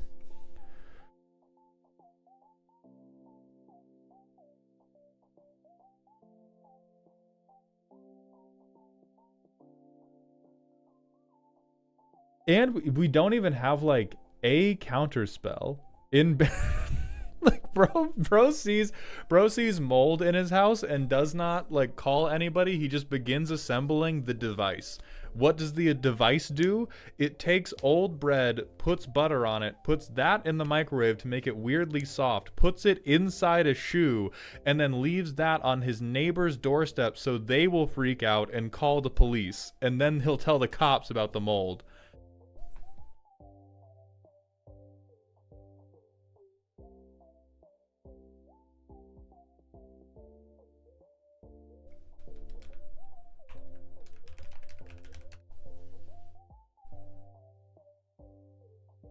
My chair is in fact comfortable. Thank you very much. Yeah, not even having this seems crazy. I also think, so genuinely, dunks aside, like this deck is very effective. I think once we begin to get into bracket 3 and 4, if every piece of interaction you have is totally dependent on your synergy working, that begins to be a bad thing. I realize it's very attractive to be like, oh, everything is pod. If I cannot pod it out, it simply will not happen. And I feel like that leads to less interactive game states, because if they do anything about your creatures, well, all your pod effects are fucking hosed.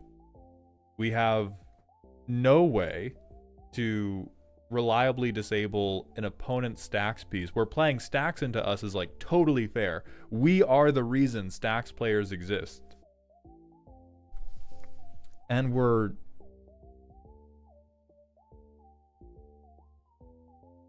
like, we are so deep up our own ass, we're high-fiving tapeworms. And so I wholeheartedly would truly, this is a YouTube video about how much you like pod and your 10 favorite pod combos. And I think for playing the commander deck, focusing on 1 or 2 is probably better, and then getting agency that is not totally dependent on people haven't done something bad to birthing pod. Let's see, I play this, and then I play this and ramp. And then I play... I'm gonna get 1,000-year elixir here. Activating... Oh no, I already had this in hand. I don't need that.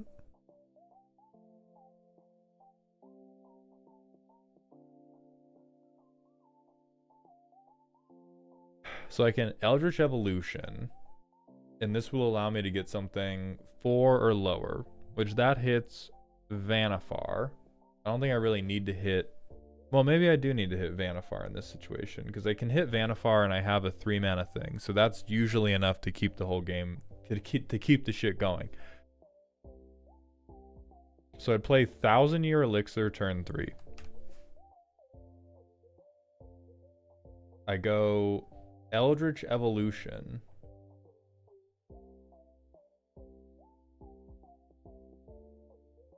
Ah, yes, and now I have Prime Speaker Vanifar, and I wait. And, like, the gun is loaded, the bomb is going off. And now I play Skyclave. I get rid of maybe the one permanent I think is problematic, and then I ask politely to win, I believe. Because I turn Skyclave into Felidar. Yeah. This goes away. I don't have Breenard, so I think I do actually have to play Breenard before I can continue with this. So I play Breenard. Sack. But I get the token food copy. I'm getting Thalia's Lancers. Thalia's Lancers is getting me Kudo.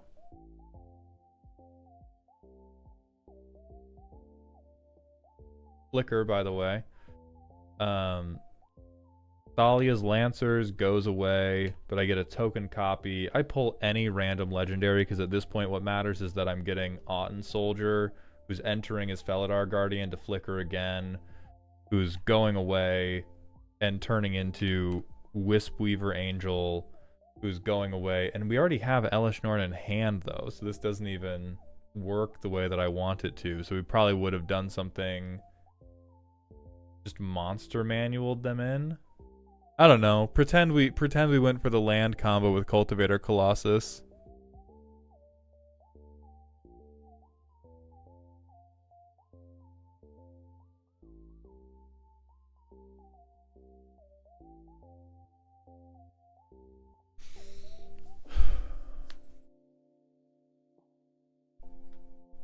And so if we run all of that back, and before...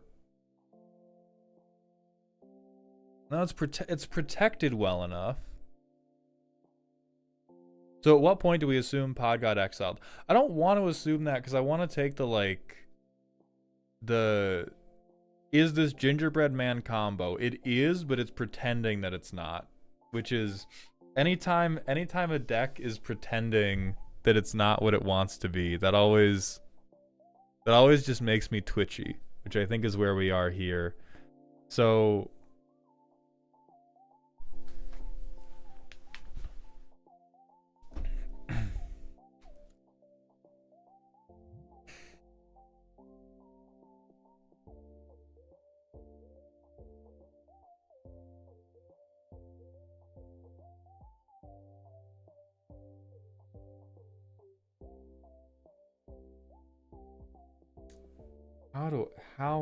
how do I feel about this shit? Like, I respect the effort that has gone in because it is very, very clever. But no fooling, this is my least favorite type of Magic in the entire world. This is like, cool deck, please never play it against me. Because it's just, I don't get to... Or I feel like its home feels like it should be in bracket 4, or at least in any table where the expectation is that you're not allowed to do anything cool at all, because it seems like nothing cool happens, or chloroform happens. It makes me deeply, deeply depressed.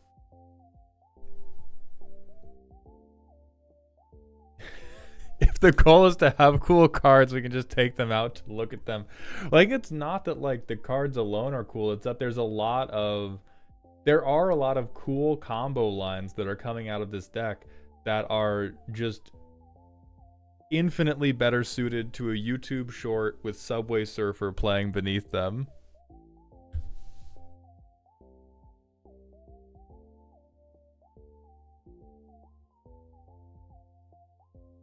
And then the question would be, like, I think the real question is, what's wrong with winning? Because we are participating in game mechanics that are specifically designed to pull out combo wins. Like, we've taken the... We have taken the satisfying climax of what these decks typically do, and we've turned them into, well, now we're just gonna sit here and stare at each other for a little bit.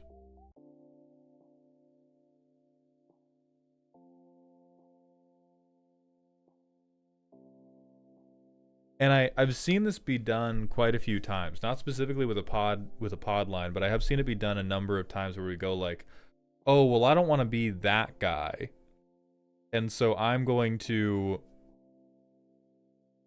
pull the deck back from the edge of what I believe is that guying.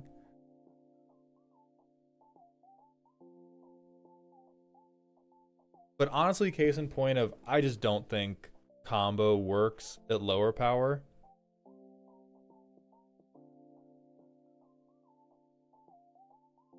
I bet my bracket 2 Sephiroth deck kills that. I don't think you have a bracket 2 Sephiroth deck, first of all, but that's a totally different can of worms we can open. I think if you think you have a bracket 2 Sephiroth deck, you have this, and you just don't know it. But it is progressing the game. Like, it's not preventing itself from winning. It's just...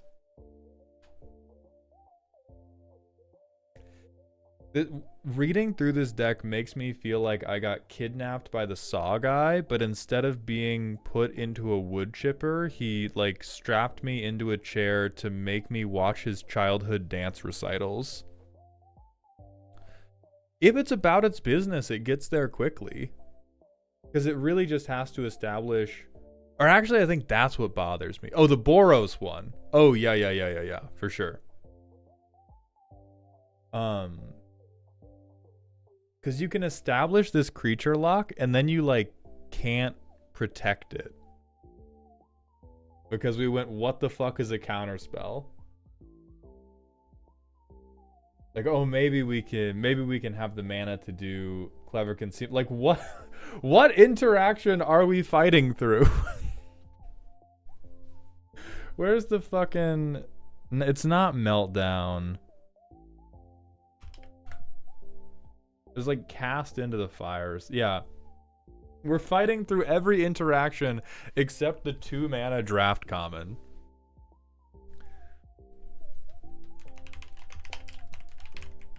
I'm trying to fight through German trenches, but if you hit me with the most common piece of removal in our format, I am hanging out.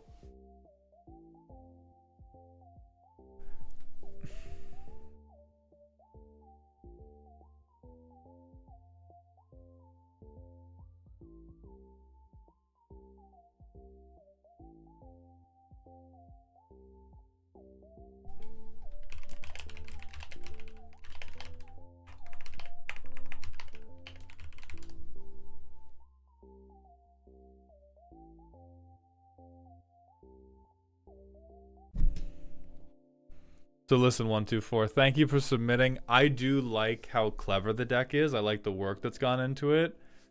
You are this energy all over with this shit, brother. I don't even think it necessarily goes bracket 4, but like, is the resiliency in the room with us? I don't think it is. So we're gonna pull the next winner.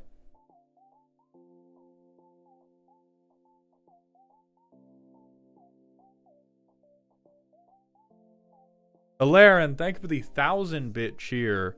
I've got a Mizzix of the Ismagus deck that always seems to get its teeth kicked in before I can really do much. Without looking at the deck, any idea how to survive the bricks hitting my face long enough to do something? Board wipe them, or play things that... Or actually, you know what? I will say the issue that I believe this deck to have is the problem that I think most decks have, which is probably that you are trying to play a bracket 2 Mizzix deck, which is a mistake on the premise. So if it's a bracket 2 Mizzix deck, that is your problem.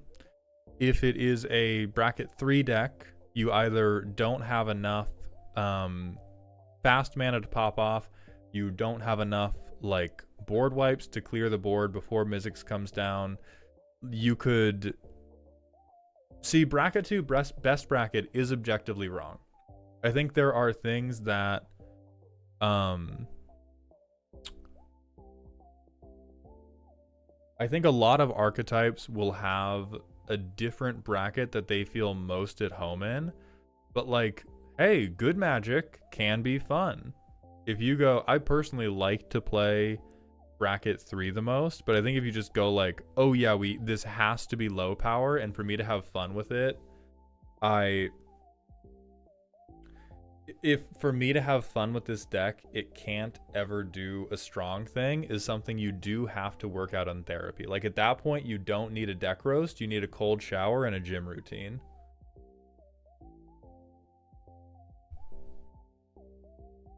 What bracket is best for Emoti?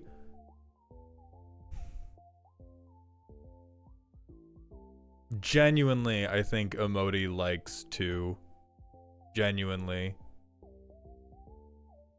Because she's just on, like, Battleship win more magic all the time. That shit is ass.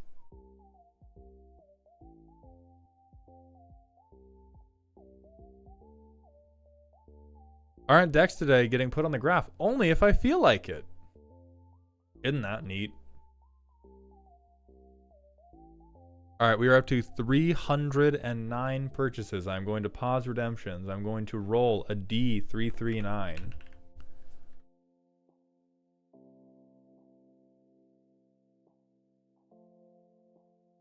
5, 4, 3, 2, 1. I misclicked again. 5, 4, 3, 2, 1. 232. Let's see who that is.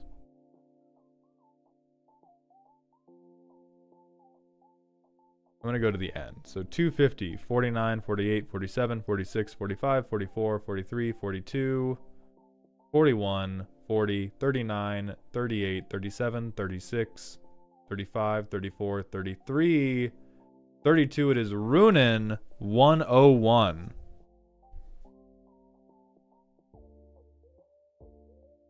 Darebrain, you were numbers like 245 to like 249 or 244 to 249. So Runin 101, please come on down. Cameron, hit me with that question, my friend. Yes, John, that's why there was bread on your windowsill.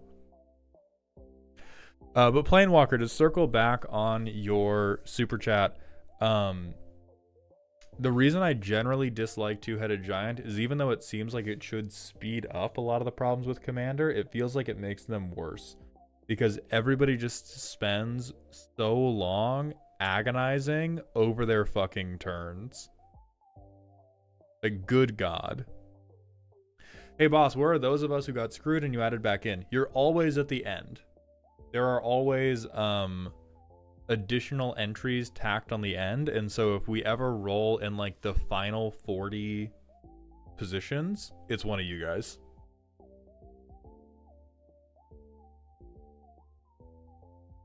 All right, I'm gonna hit a maybe 90-second ad break.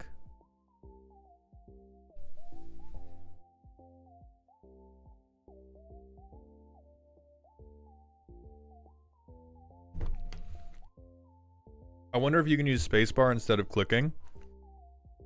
Probably. It just is like a problem that doesn't matter. If I misclick the start button and have to click twice, it's not a problem we're solving. Yeah, Revan, like as soon as you do Two-Headed Giant and now, like, oh my god, even though the threat assessment should be simpler because it's just your team and their team, now that every fucking way you spend your mana or commit your creatures becomes a joint decision.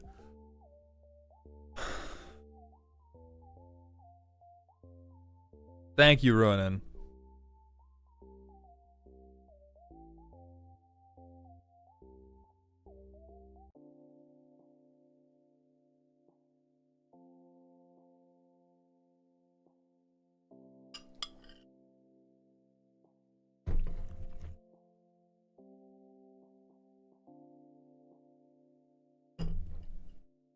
I'm gonna eat a few more bites, to be frank. But yeah, Alaren, if you are, to circle back on your cheer, if you are trying to play Bracket 2 Mizzix, the probably most usable things you can do is like a propaganda effect to slow people down. But straight up, this guy's fucking combo food. That's what he does. You can build him a home in Bracket 2 and he won't like it. He will mistreat his child. She will mistreat her child. She will cheat on her husband. Like, she's just not built for that shit. She's built to be in a situation where once you can resolve her, you are allowed to have the tools and take the game actions that result in either a storm win or a build up into a like massive either like crackle discount or something.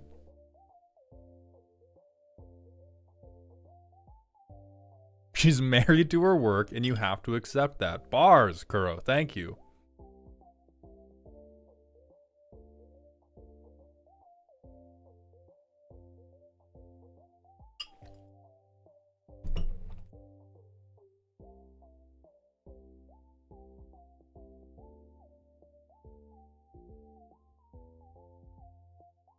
Like bracket 3, like bracket 3, bracket 4, well, bracket 4 is kind of derogatory, but bracket 3 is not a negative place to be.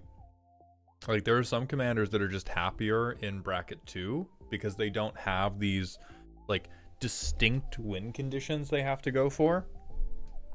But a lot of shit is also just really happy in bracket 3 where you can build for the distinct win condition. Just play the better Mizzix Vivi. Speaking of, how goes the bracket 2 Vivi deck you've been building, Mald? I got to play it. I love it. It is for sure bracket 3. I was questioning that a little bit. But even with the bad creatures, it's absolutely bracket 3. And I think if I gave it good creatures, it would just be a like more serious bracket 3. Is it Spellslinger or something else? Yeah, let's look at here. Let's look at this deck before we pull up Ruinins.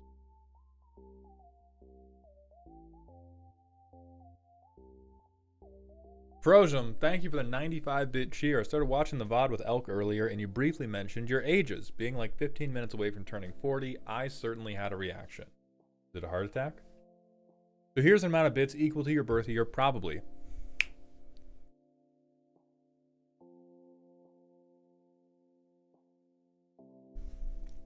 Do you think it's possible to play a control deck in Commander without turning it into a zero-sum fun game? Absolutely. You cannot play against children, and that's another instance of you should not play that in low brackets. Bracket 2 control is just a mistake. The stacks player is the bracket system at that point. There is so much stuff at bracket 2 that we have either soft or hard outlawed that as soon as you attempt to control it even further, then it sucks. But like bracket 3, people start doing things you need to control. Bracket 4, everybody's trying to do shit you have to control. CEDH, they need the cops called on them. So you can have very fun control games, but control is never going to be fun against people who are bad at the game. I'm not going to lump all of them into the category. Like, it's not always a skill issue.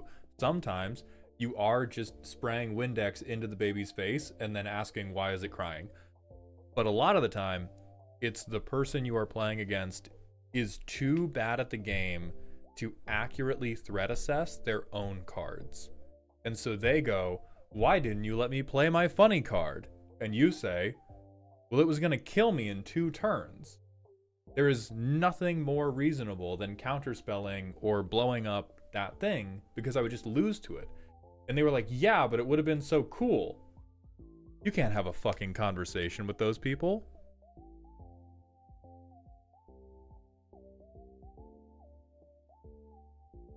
Do you have any advice on how to tell what brackets a commander deck would fit in? Sometimes I think a commander looks fun, that it naturally feels way stronger than I meant. I don't have a lot of heuristics for it, but one of the broad ones is,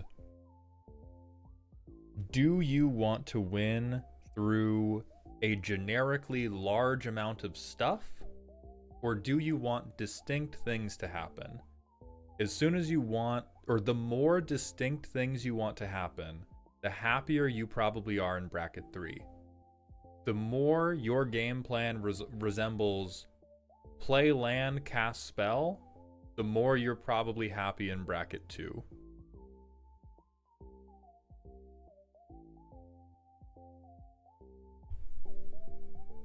And that has a million caveats, by the way, for you fuck-ass Joda players. So anyway, this is the VV deck. I've gotten to play this twice in a game with other bracket 3 decks, and I was very, very happy with it. The only thing that I'm probably going to be cutting is Diluvian Primordial. This whiffed.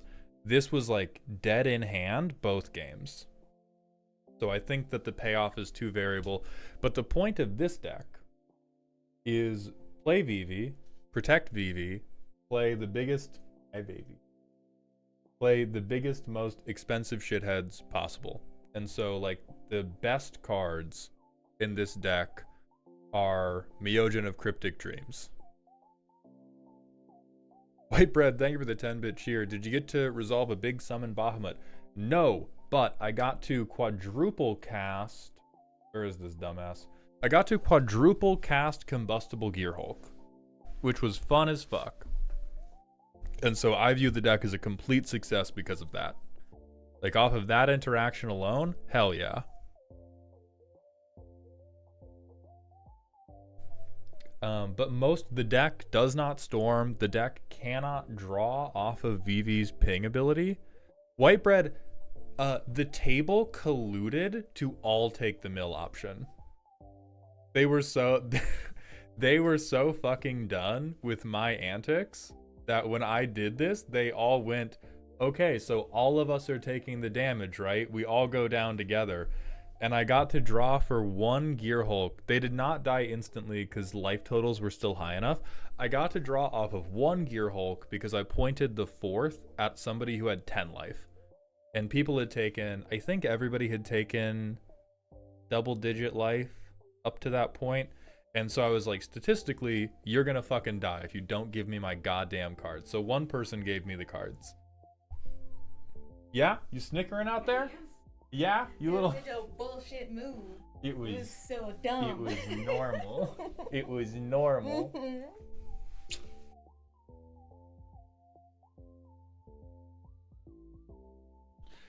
And so, even though this is trying to be a stompy is it deck and win through creatures, I am understanding and solidifying in my head it fits better in bracket 3 because I want specific shit to happen. I'm like, I gotta do this, then I gotta do this, and then I'm gonna find one of these guys and they're gonna win me the game. Versus like, Emoti bracket 2 is like, I spent 7 mana, let's fucking see, dude. Let's fucking see, brother. Then we can see a quick goldfish. This is a deck where where I'm using my mulligans. So I would use my free mulligan here because I do not have a counterspell for Vivi. And when I play this deck, if I cannot counterspell or give Vivi hexproof, I view it as a failure. Can we keep hand 2? Gosh, not really. Do we go down to 6? Hell yeah, Fierce Guardianship. I will tuck one of these lands. Yeah. So tuck a land. I will Prismatic Vista for an island. Lose a life. This hand is also a little bit sad because we can't ramp into Vivi. So we do turn 3 Vivi. The presumption is because I have played Vivi and Vivi is a piece of shit, somebody shoots Vivi. A Fierce Guardianship, whatever that thing is. Vivi gets a counter. I will then... I just pass the turn from here. This enters tap, so I'll do Mana Confluence, and then I have 5 mana right now.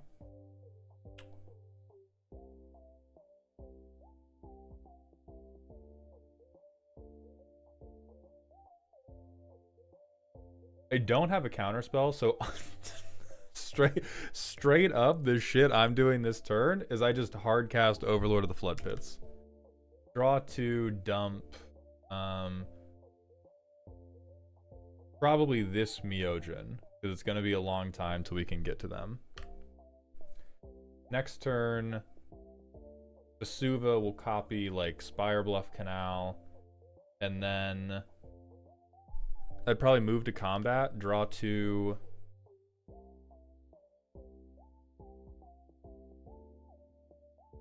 Draw 2, dump Rite of Replication.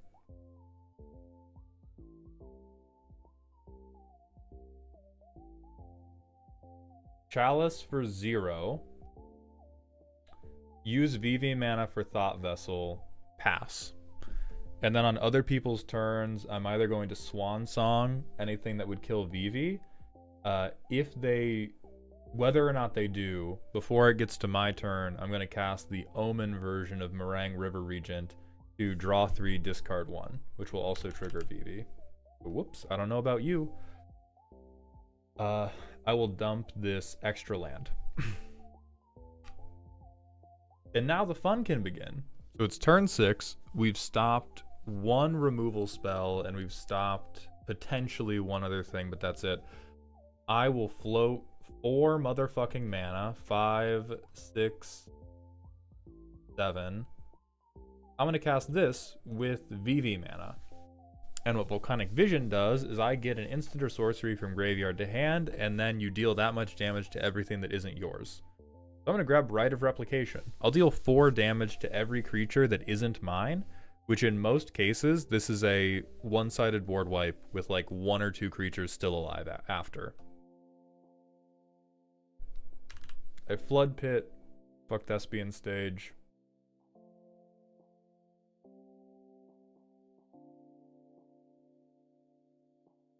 And then I just tap Vivi up to Midnight Clock. We'll presume Swan Song gets used at some point. Like somebody either tries to win doing something that is an instant or sorcery, or they try to board wipe me. And then... see, I have 6, 7, 8, 9. So I have 16 mana. So what I do at this point is I cast Meringue River Regent for 6.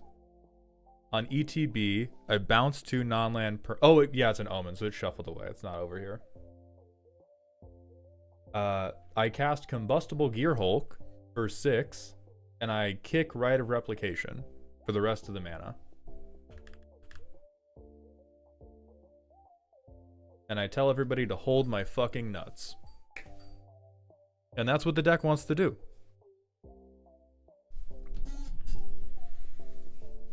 It cannot hold back an endless tidal wave, but you do get, Vivi would have been a 7/10 at this point. So I had like one pretty big blocker the whole time. I had another flying potential blocker that was getting me value, and then you just flop like a big shitlord on the table.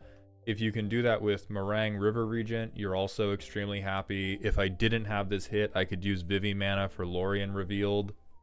And then you put together a Gifts Ungiven pile, and then you're happy the next turn. But that's very bracket 3. That's like that was turn 7. I'm going to put together a extremely threatening amount of damage. It's not the cleanest win ever, but it's typically enough damage that like somebody's winning. Either you are able to kill me and that also ends the game, or I'm allowed to swing 6 fucking Gearhulks at you.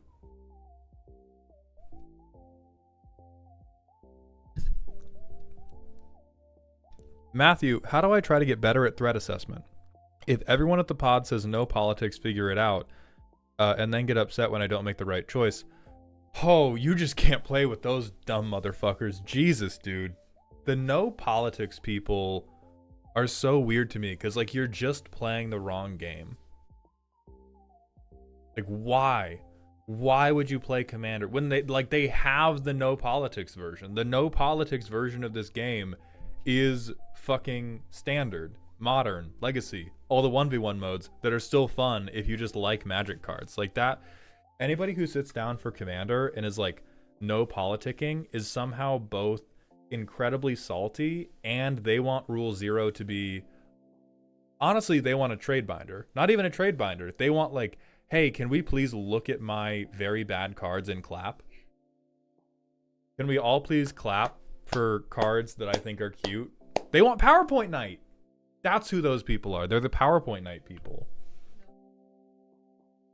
Yeah, no, as Z said off camera, no politicking is a form of politicking. They are trying to influence how people are playing the game based on the words being said, which in this case is none.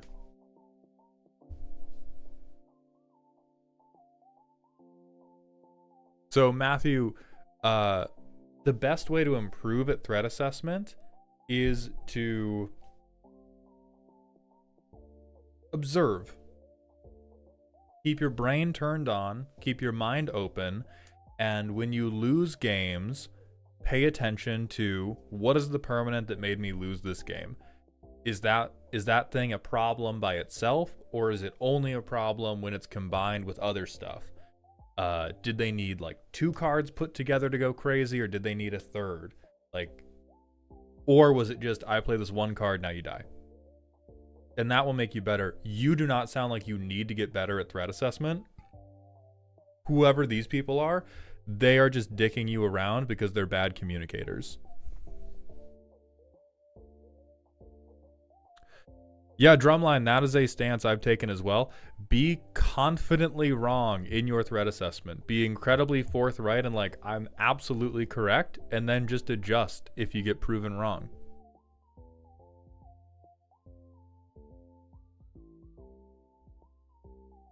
Assess that the threat to magic is actually your play group. Hell, Kuro, you gotta save this for your stream, buddy. You're going crazy right now. Okay, let's grab Ronin's deck. Fish are friends, not food. I don't think that's true. Flood the board with sea monsters, have fun. P.S. Pretend there are clever tags about various fish. I got you, Ronin. We'll do it in post. Alright, so there's a work in progress. 103 cards.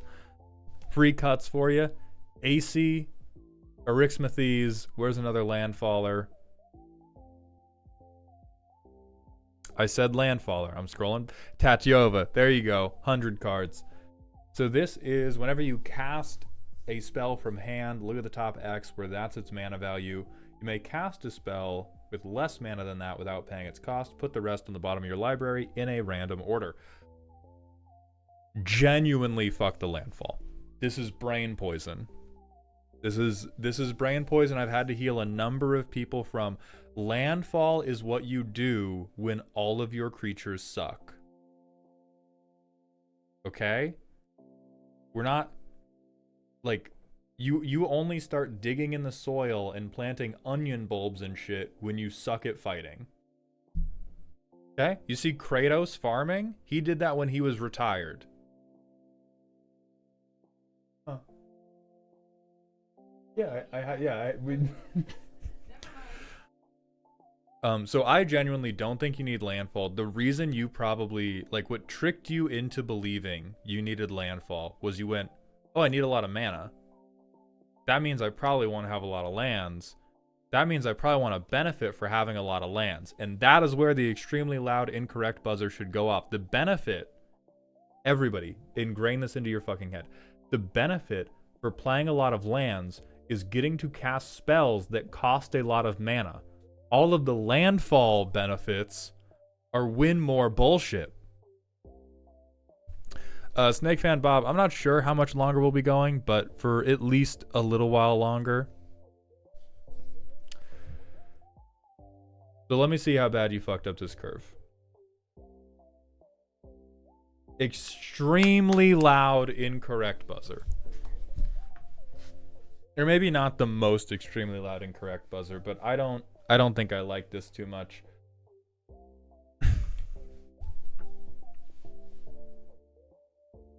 So what we really want is we want to get to our big sea creatures that can double cast sea creatures. So ramp is going to be great. And then anything that... See, this is where I think you fucked up. This is... And Gwenna's a phenomenally good card. I love her in Henzi. I think this is another example of the brainworms getting you. Where you went, oh my god. I could untap her though. What if that meant more mana? Motherfucker, you are not about to float 16 off of this bitch. We want to cast one spell a turn and get one free motherfucker. That's the game. That is the game. That is what's going to make us happy. Is I count to 5 mana, right? That's our commander. I count to 5 mana. Then I count to 8 mana. And then I let it rock. So I don't really like Gwenna because she has the restriction. Since she has this restriction, you're not going to be able to use her reliably to big cast your spells unless we're like all in on fucked up crazy untapping.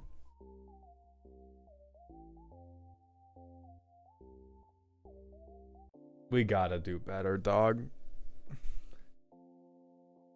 Well, I guess if it's bracket 2, we don't have to. We probably should, but we don't. Legally, you are not going to be required to have a better win condition than Elder Deep Fiend if you're in If you're with the pre-con babies.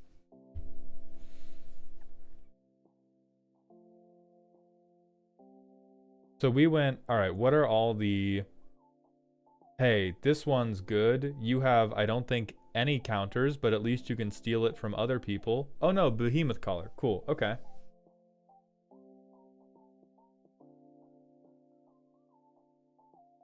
Sure, 7 or more. I can almost believe that. The tags were pretend that there are clever tags. Oh, let me unpause raffle tickets. Yeah. Raffle tickets are still available. Raffle ticket redeems are unpaused now.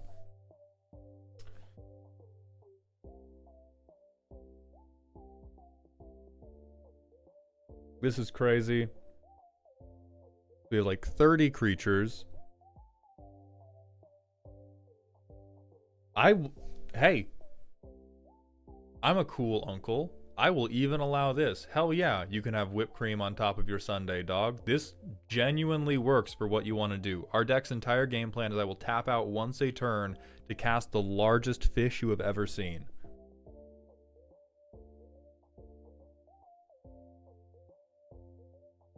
I feel like this is unnecessary. I feel like we are...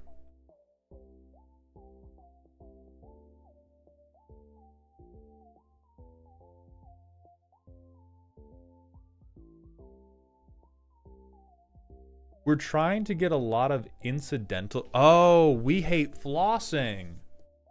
That's what it is, yeah. We hate brushing our teeth, we hate flossing, and we've never heard of mouthwash. Because we're trying to make all of our card draw, like, incidental, instead of just casting a spell that would get us a card. Such fucking typical Simic behavior. Alright, so we have... Greedy, greedy boy.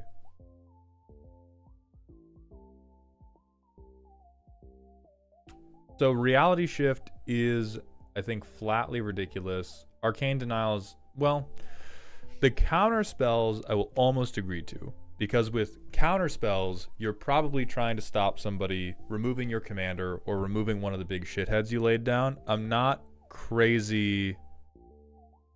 Oh, hold on. Did the Vine Boom not go through? Oh my god, what? Hold on.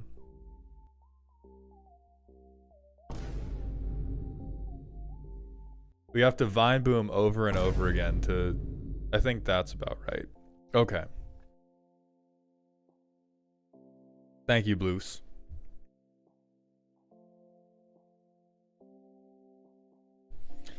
So anyway, if we are trying to counterspell something, I can believe in that.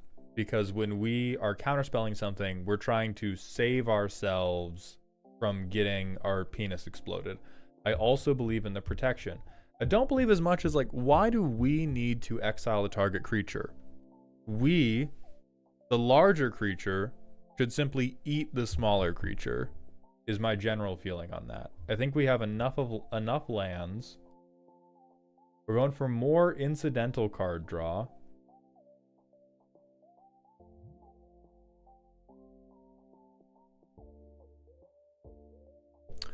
I mean, would Prime Speaker Zagana even...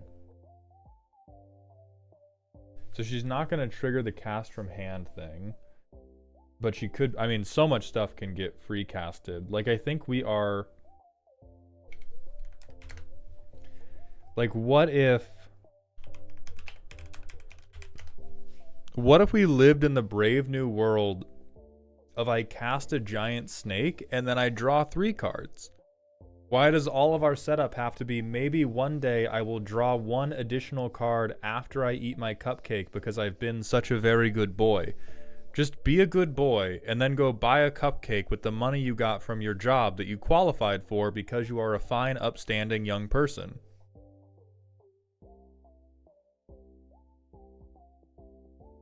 Smitties, we're on a Simic deck right now, so you have not missed a goddamn important thing. So how much ramp do we actually have? Wrong. Wrong. Can see why. Still think you're wrong.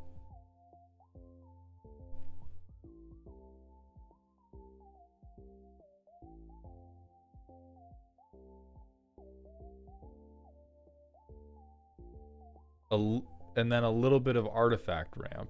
And then I'm sure we have some creature ramp. Okay, so we have spent so long daydreaming about what we're going to do with the pony, we never actually learned how to ride a horse or picked up a job at the gas station. I don't get my real name. Thank you for the 8 months in a row at tier 1, my friend. Welcome to the dog home. Okay. So let's just see how it works. We have Selvala. Surely this will function exactly as we intended to. I skip 2 turns. I play... I mean, I'd take a turn off to get Tribute of the World Tree down. Selvala, that way. They get 2. Enters as a 4/5. That's good.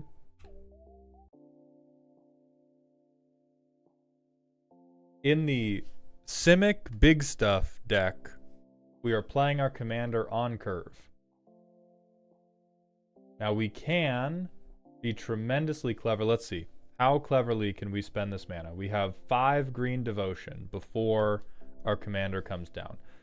So if I float 4 blue mana, and I use 2 of it to turn on Nykthos for 5 green mana, I would have 1 green mana floating and 1 blue mana floating after I play this bitch. And that would let me draw a card. I have 5 mana total still available to me. I can Midnight Clock, and I can Runati with the Midnight Clock mana after that. Type shit, roll tide. Nobody does anything mean to me because we're in Simic, and I would scream very loudly if you were rude to me. We have... I mean, Nykthos just sends us to the fucking moon here. So, I don't know why. I don't know why we got the Ditto eel in here. But, he's a cutie. If this is your pet card, you got it. Fuck this guy, though. So, I will... 2 into this. My devotion to green is now 3, 4, 5, 6, 7. So 7 green mana, 2 blue mana. I still have 2 green floating. I play Nezahal. Is this... It doesn't fucking count. Oh! Never mind.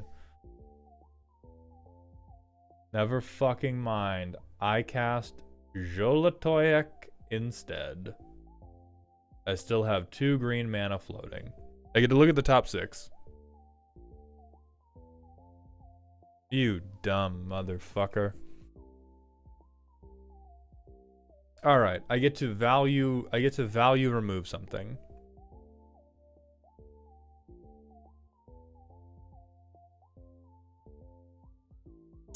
It only enters with 1 additional counter on it. So, like, this synergy to me is weird. I could see you doing this pairing if you were really hard up on casting, like, 8 mana creatures.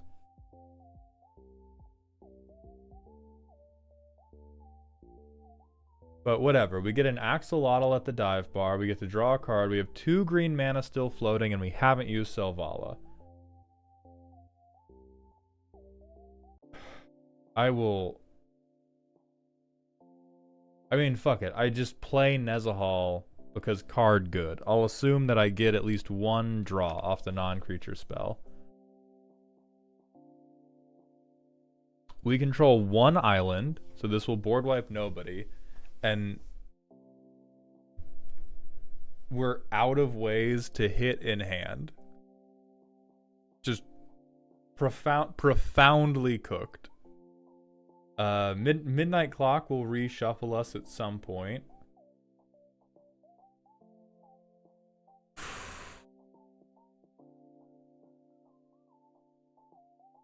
Oh yeah, Nezahal enters with 2 additional counters on it, which increases the amount of mana we can float from Selvala to spend on practically nothing is this triggers off Krakens, right? Okay, great. We get 4. 1, 2, 3, 4. We can't cast any of these because they're not less than... Yeah, because they're not cheap enough. Because we put a fucking cheap Kraken in here. Alright, so as always, the problem with this deck is the classic Simic problem of being unable to read. What we want very badly is we want very expensive Kraken, Leviathan, Octopus, and Serpents.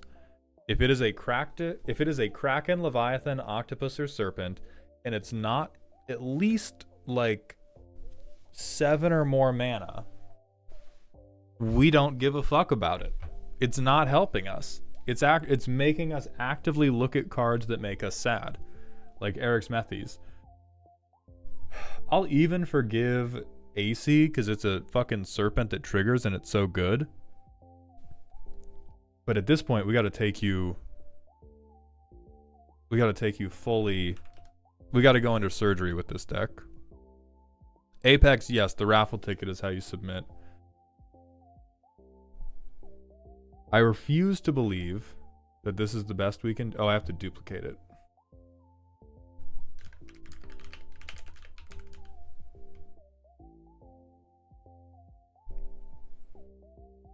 Alright. I refuse to believe that Benthic Anomaly is the best we can do. Sure, this is a Leviathan. Fuck that guy. Fuck Elder Deep Fiend. Fuck Gwenna.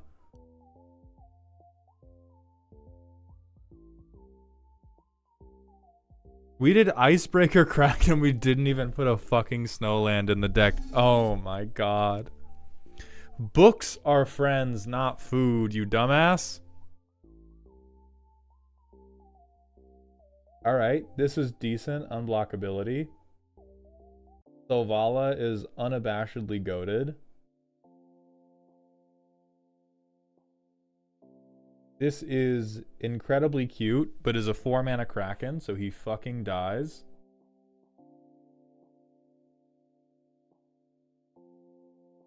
I'm with spawning Kraken.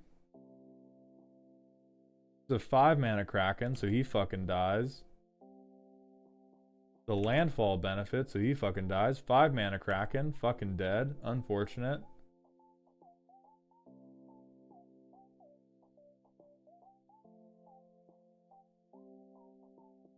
Six-mana Kraken, unfucking fortunate. Artifact ramp, unfucking fortunate. Artifact ramp, unfucking fortunate. Artifact ramp, artifact ramp. Wow, that is so sad. You are never hitting maximum hand size, you dumb son of a bitch. No. No.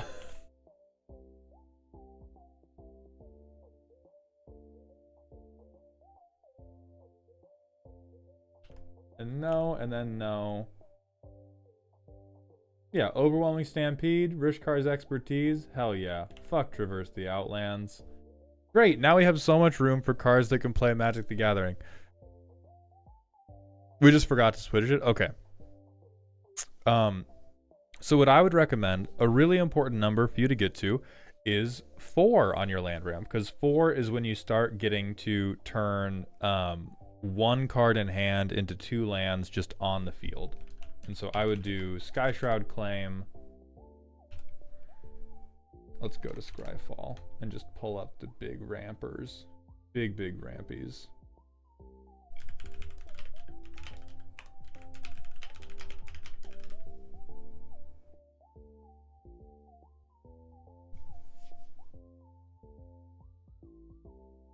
Good lord, you could even run Blighted Woodland. Isn't that hilarious?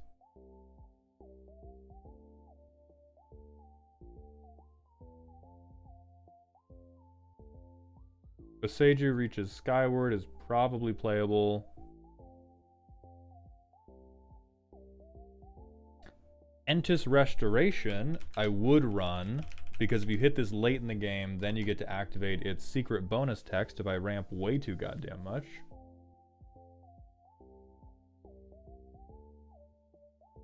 Flare of Cultivation we could run, but it's probably not necessary.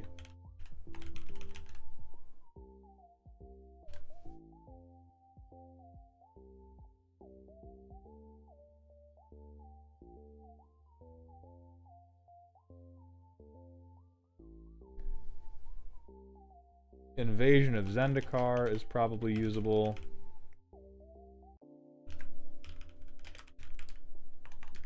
Then we want 3 visits. We want Nature's Lore. Are there any other great ones? I mean, we can probably add Cultivate back in eventually. Oh, no worries, 124. It depends if we want to go bracket 3 or not. This looks, honestly, this looks like straight up bracket 2. Then we do this, and then I want Kraken, Leviathan, Serpent,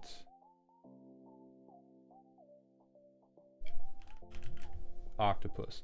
I think what got us here is we saw 4 words and we went, everything is good if it has one of these 4 words in it, instead of thinking about the timeline on which we wanted to play these cards, which is we want these to all be very, very expensive, and then we want them to get us other value spells, but all of these guys have to cost a shitload.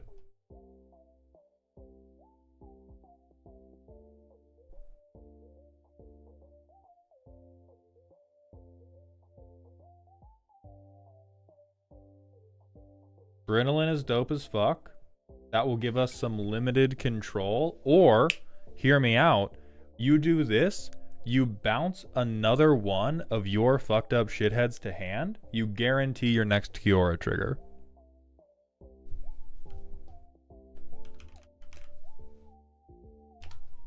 So we have Adrenaline. Have...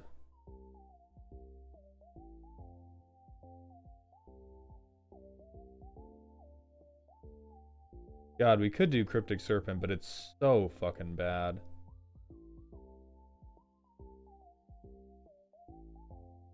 Denizen of the Deep, unfortunately, hoses us.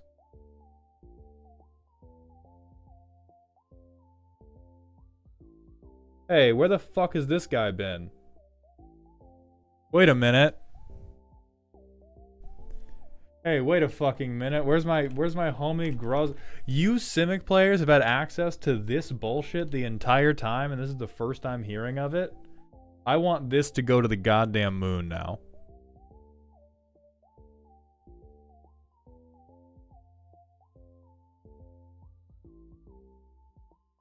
We're not doing Hullbreaker Horror. It also gets us Inkwell Leviathan.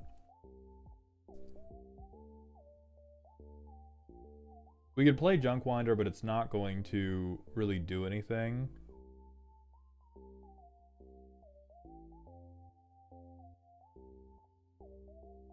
We actively do not want Cataract Leviathan. No, Darebrand. Do we have both of the comas at least, or do we only have one coma? We have this coma. I guess we thought the other coma was too stinky. I can agree with that.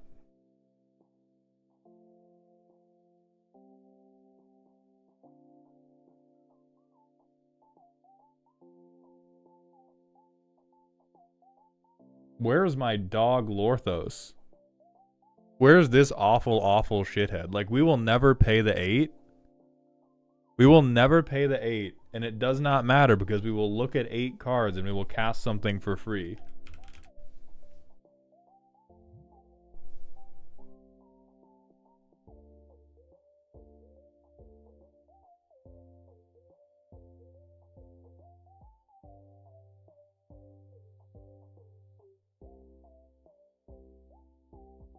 Ten is getting to be difficult, which is the only reason I'm scrolling past Octavia here.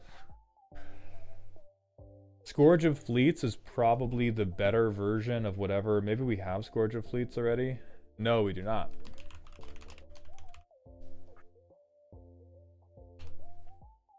better version of that board-wide bounce.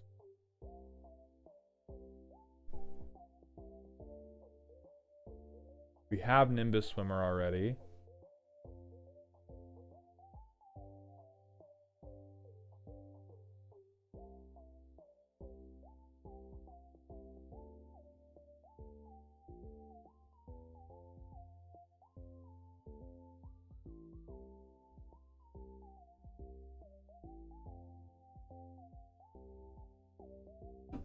We could do Stormtide Leviathan, but I can't understand in bracket 2 why that would scare the hose.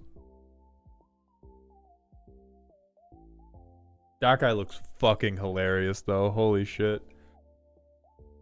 Alright, now hear me out about Sword Coast Serpent. I genuinely think this is a better card than most people give it credit for. The bounce is not totally irrelevant for you, Mr. I need to be able to guarantee multiple Kiora triggers. And then it's just a 7 mana trigger.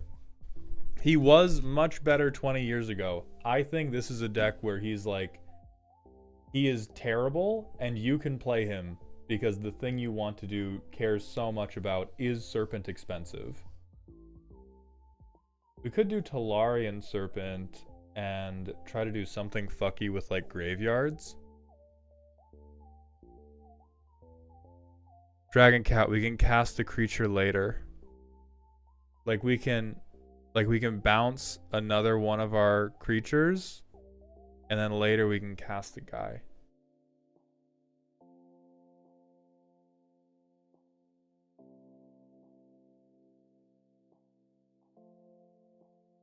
This would be funny as fuck, genuinely. Ronan, listen to me, Ronan. You care about getting to 10 mana. And that's basically it. Like, we're not double casting. We're holding up. We want to cast an 8 mana Shitlord and then hold up mana to counterspell your board wipe. And those are the only things we care about. So Trench Gorger, depending on how much you've ramped that game, if you can even cast this guy, you can rip every land out of your deck and only draw gas.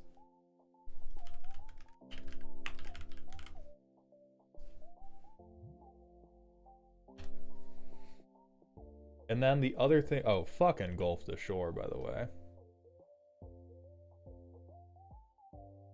We do not need Pongify. We do not need High Tide. We do not need Reality Shift.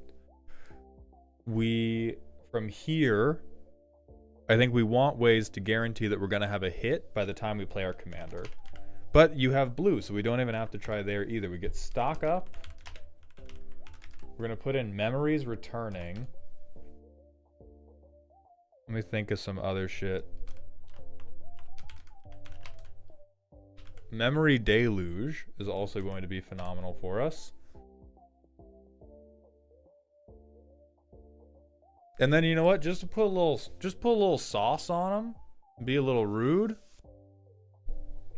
Oh, only triggers when cast from hand. Ah, thank you, Dragon Cat. I Vine Boom myself. I will cut this man as much as I love him. Where'd you go? Oh, I hadn't put you in the deck yet. Thank fuck. That means I was never wrong in the first place. We have Summon Leviathan. We're not yet, Nick, but we should be. Brainstorm and Brain Surge are going to be your premier ways to cheat this fucked up trigger. Deep Sea Kraken as well. I don't think we have to cut it. I think it's just in here as a 10 mana spell. That's true. Summon Leviathan is missing. Despite what I said about Summon Leviathan being in the deck and despite referencing it earlier in the roast, we are missing Summon Leviathan. Wait, we can't use Brainstorm. The Simic player Unga Bunga can't handle the neuron activations. Very true. So what else can we do from here to guarantee that we have an appropriate hit in hand?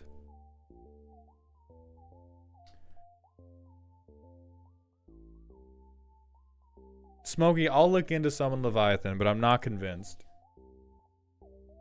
I think we want other things that are in the 2 to 4 mana range. We could Scroll Rack. I think that would break Ronan's brain. I just put in Stock Up.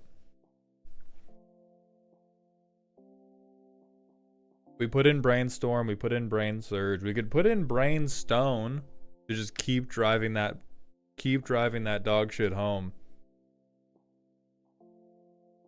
I mean, we're Simic, so we're not making it to heaven, which means we can put in a Jace as well.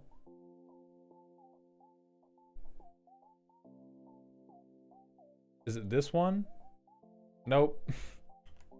Who's Brainstorm, Jace?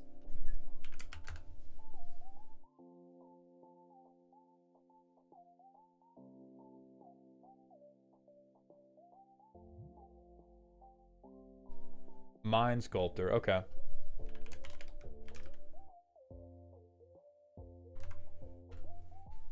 So we can put this guy in.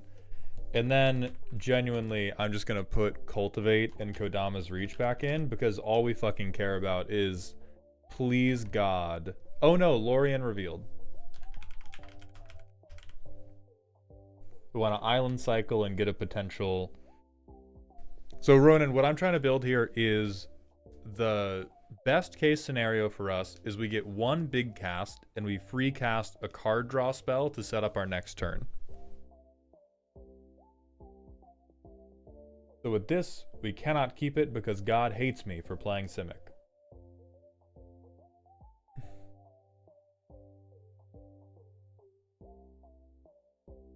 This, we get fucked again, so we go down to 6.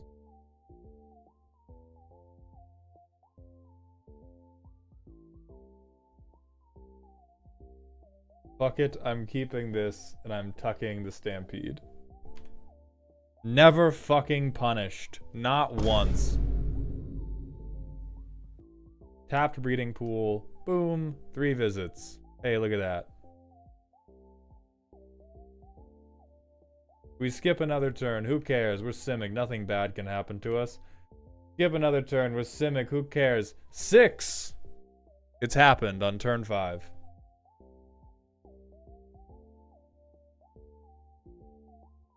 And now, oh look, we have Cultivate. Let's see, we can ramp to...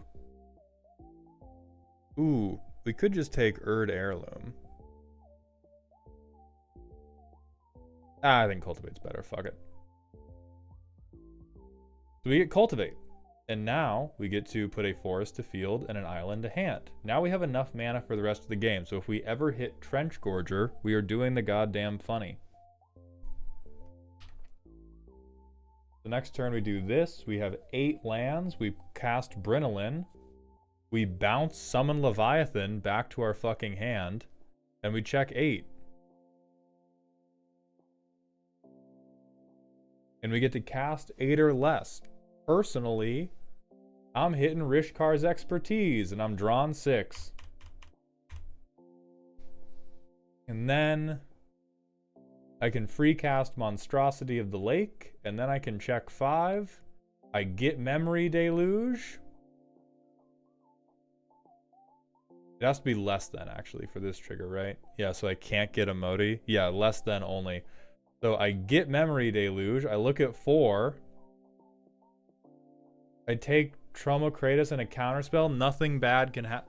This is the world you can live in. Oh, look at 0 because we're free casting. Thank you for catching that, Dragon Cat. We're going to cut that then for anything else that does something similar. We go 4 mana.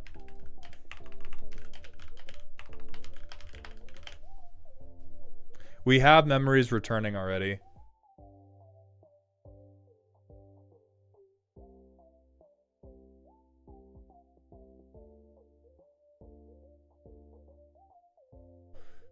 The commander does not say mana spent. The commander says mana value. The commander does specify mana from hand. But Runan's having a hard enough time reading without us lying to him. Let's be careful about that.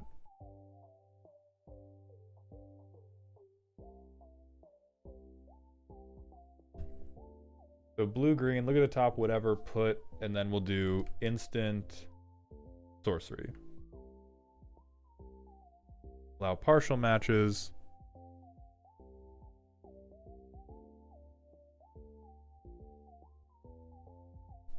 Honestly, fuck yeah, Ancestral Memories. Yeah, we'll cut Memory Deluge.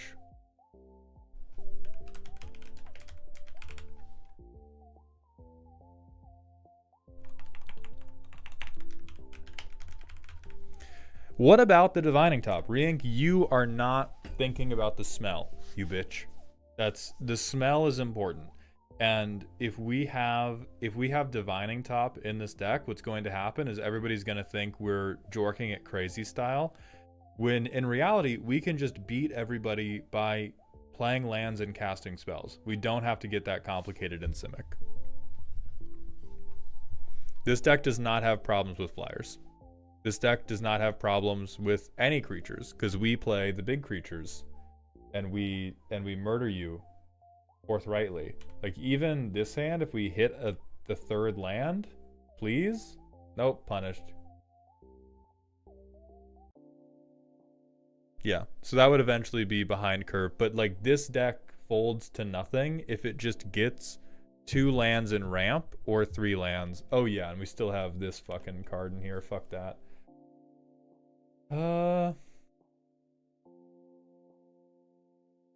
We have the bounce land, which I hate is very appropriate of you.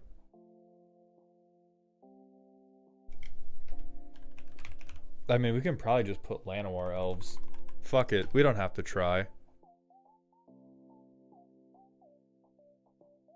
Oh yeah, Rampant Growth would work. Matthew, thank you for coming by, my friend.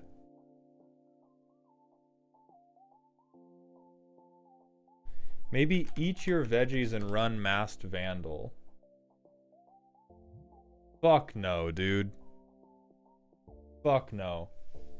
If we want more, if we need more interaction in this deck, like, the interaction in this deck should either be a counter spell to prevent myself from getting board wiped. If I am trying to solve a problem, it should be 1,000,000 goddamn mana, and it should solve every problem I have in a deck like this. Because what this deck wants to do is ramp from minute 1 and then use that ramp to accrue a shitload of value. Interrupting the ramp up phase to like snipe somebody in the early game is fucking pointless at bracket 2. If we were talking about, oh, how do we make this bracket 4? Maybe, but then we're talking about a totally different gameplay pattern. And bracket 2, you're the problem. They have to solve you. If you want to play something that's going to, like, if you need to deal with somebody, this is the most restrained way you deal with a person, is you Rivers Rebuke their entire fucking board. That's it. We just don't have... There's no part of us that wants to be running, like, efficient 1-mana removal, because we just want to ramp up to 8-mana fuck yous. Alright, so we're going to go ahead and pull the next free roast winner. Jade Dragoon on TikTok is asking, hey, as somebody that's new to Magic, what would you suggest to help learning more about the game? I would play 1v1. Unfortunately, that is one of the best ways to improve at the game. So if you want to get better at, like, if you want to get better at threat assessment, if you want to get better at sequencing your turns, if you want to get better at knowing what a meaningful threat is, playing 1v1 is the speed run to it. Watching content won't solve it for you unless you're watching my content. Playing more Commander can help, but it can take a long time because a lot of the time your brain is getting slowly poisoned by the biases of your pod. But if you play 1v1 and then you come back to Commander, you're going to be an infinitely better Commander player.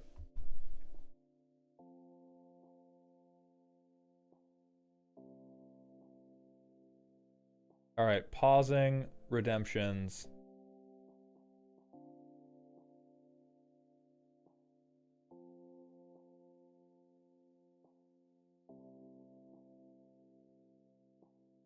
Ah, I've caught the move up. Now I'm going to close my eyes and see who we pull.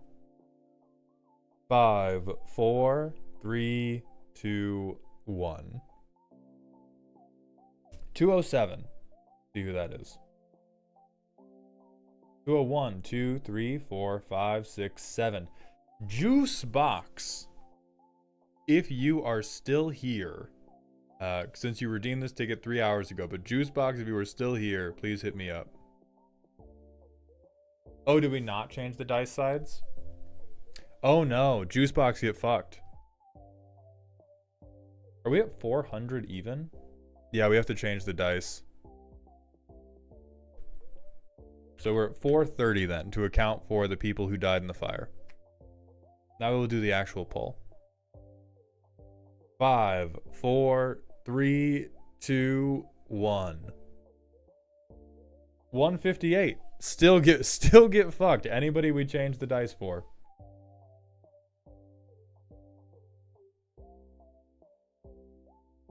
One, 2, 3, 4, 5, 6, 7, 8. Danny UG. It is your turn. MLP only 3 tickets away on this one. Rigged as hell. Rigged as hell, Brother Bear. But Danny Ugg, if you are around, hit me with it. Nick and Peta Dude, narrowly missing.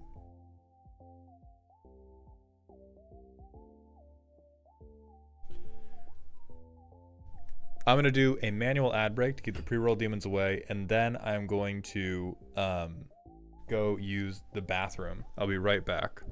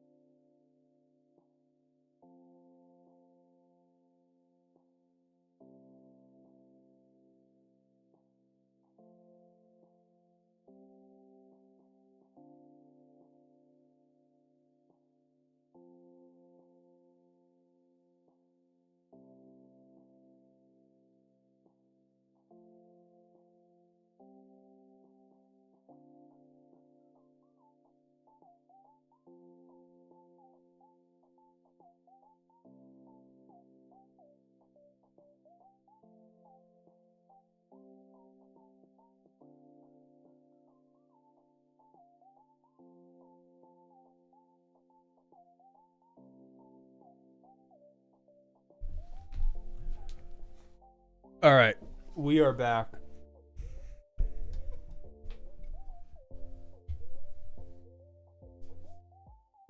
No, Canon. The scheduling emails for June have not gone out yet.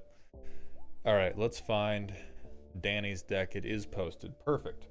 Drink. I'm gonna sippy a little bit more.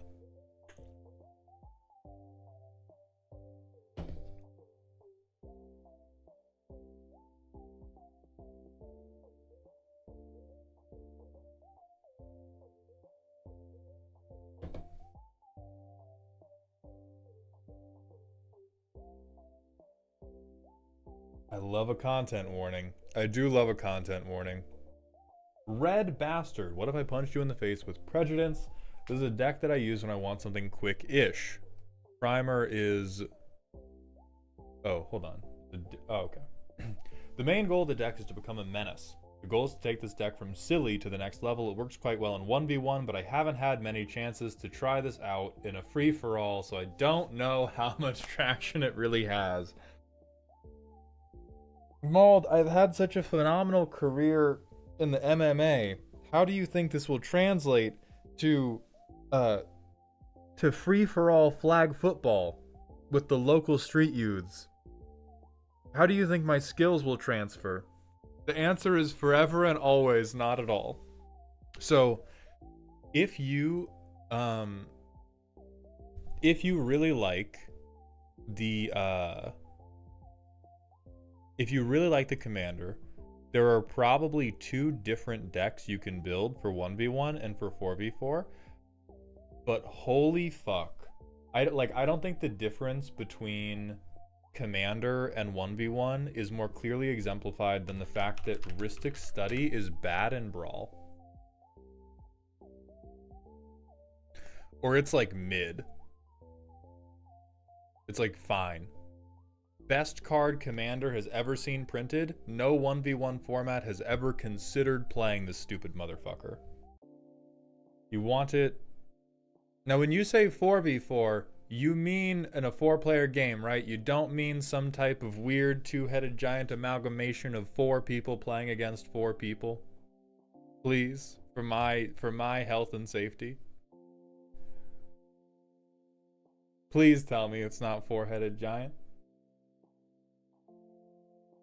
Yeah, okay, great. So whenever a red source you control... Oh, it's mono red! Oh! Oh! It's mono... So whenever a red source you control deals damage to 1 or more permanents or players, put a 1/1 counter on the red terror. So we gotta get right into the therapy. What do you love about this guy? What is it about this deck that is calling out to you? Because I can confirm this is a sickness, but a lot of the treatments look different. I'm gonna pretend I don't see this Aether Vial. I'm gonna pretend I don't even see the Aether Vial right here.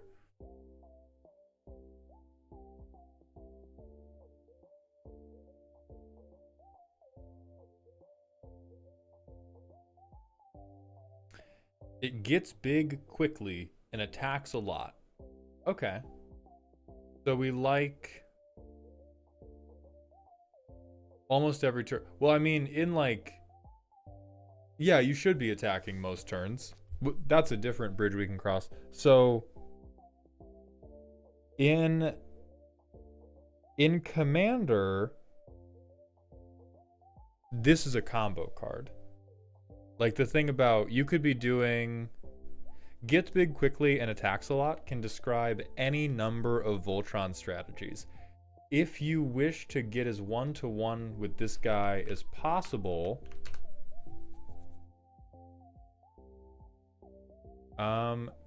did you like Kiba from Naruto?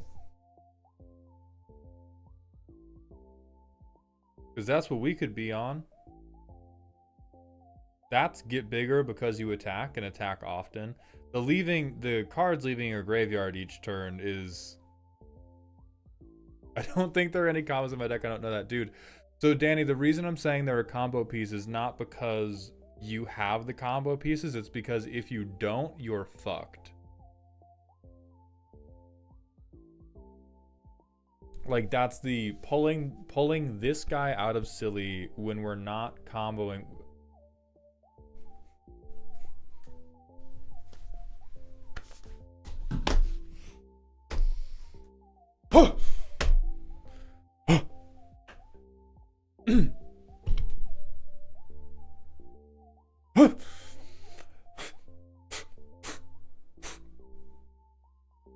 What is happening?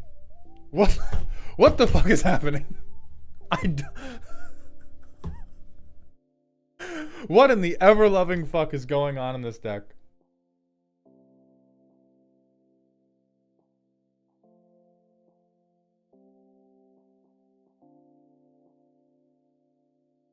You escaped from a CIA black site. I swear to God. Alright, so we're doing damage doubling. We're doing... Okay, hold on. Group Slug is fine. Because every time they do something, your commander will get bigger. I have a Mana Vault. I got it decades ago. I've been playing MTG since Mirage. Collection is no defense. In fact, saying, oh, it's fine, this is from Collection, that is derogatory. I don't care how lucky you are. I don't care how broke you are. I'm a real hater, alright? I'm not hating on what you pulled, okay? If I'm trying to hate on you for being broke, I'm hating Ronald Reagan, not you. I want to hate the actualized version of yourself because I know the idealized, actualized version of Danny with infinite money and infinite time still cannot build a commander deck that could find its way out of the middle of Idaho, alright? Or is it bad in here? It's not that it's bad in here, it's that the deck is like I'm experiencing a critical mass of random bullshit go right now. Like, Mana Vault is a good card if you like having mana to cast spells. That's a thing that the Red Terror wants. I don't know what the fuck is happening with Aether Vial.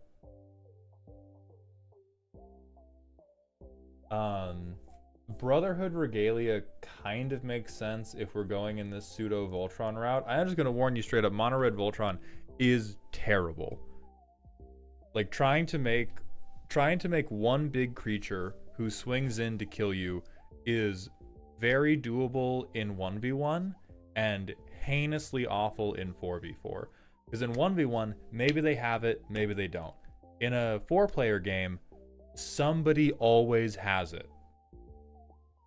One player will always have it. And so all of the stuff that like works well in this version of the deck, when you go to a commander table, becomes a kick me sign.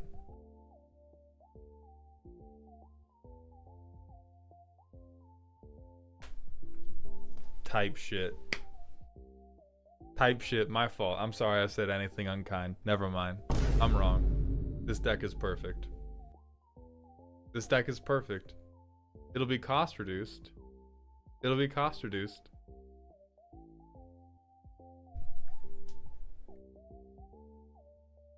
So I think the group slug game plan does have more potential in Commander, because in a 4-player game, all of the like, you do a thing, take one, that will grow my commander, who's very capable of beating you to death.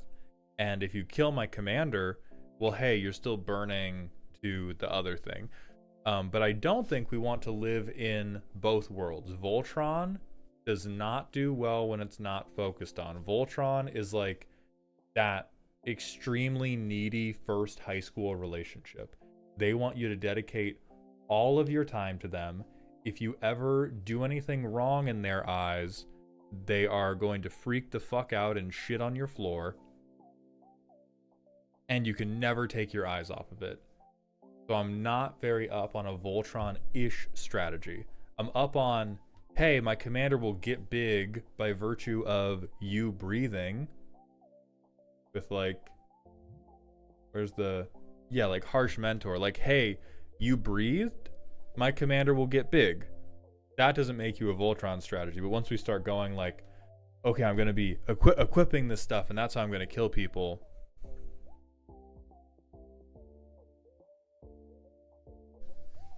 Regalia is mostly there to protect the commander. The rest is just there to be useful. We do generally want to have a more precise game plan than be vaguely useful. If we're trying to make it out of silly. If we want to have a silly deck, we can have like, oh, this card looks cute and is vaguely useful. But like, Helm of Awakening... Why are we giving the table back rubs?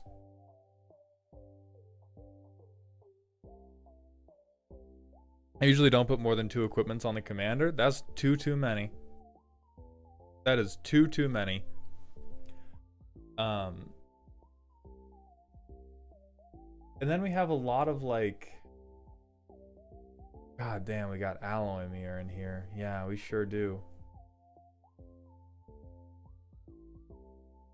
We have a ton of damage doubling for not very much damage. Oh yeah, we could get away with Buster Sword. Nope. No. Why are we helping? What is with the charity work going on in here? We can't be helping. We're enemies. We sit down at the table. You and I we're opposition. You can't be sliding me $10 in the middle of the game.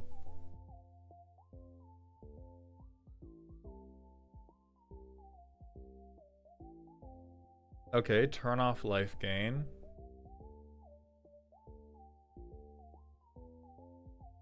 We have a lot of damage doubling. Do we have... Oh, and 35 lands. The Holy Trinity. The Holy Trinity.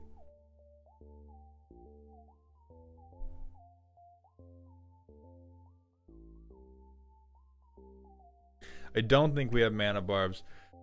Freeze XC, thank you for the 100-bit cheer. Mana Barbs, please. It will be recommended.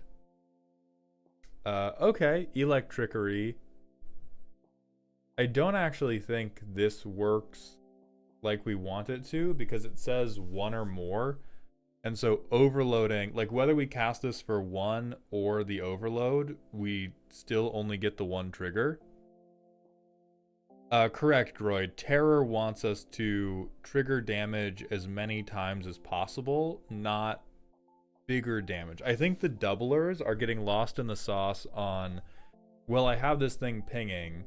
What if my commander dies? Like, it came from the healthy place of, what if my commander isn't working? I have these other ping sources. Well, then the damage doubling will do it. There's several sorceries I believe are okay.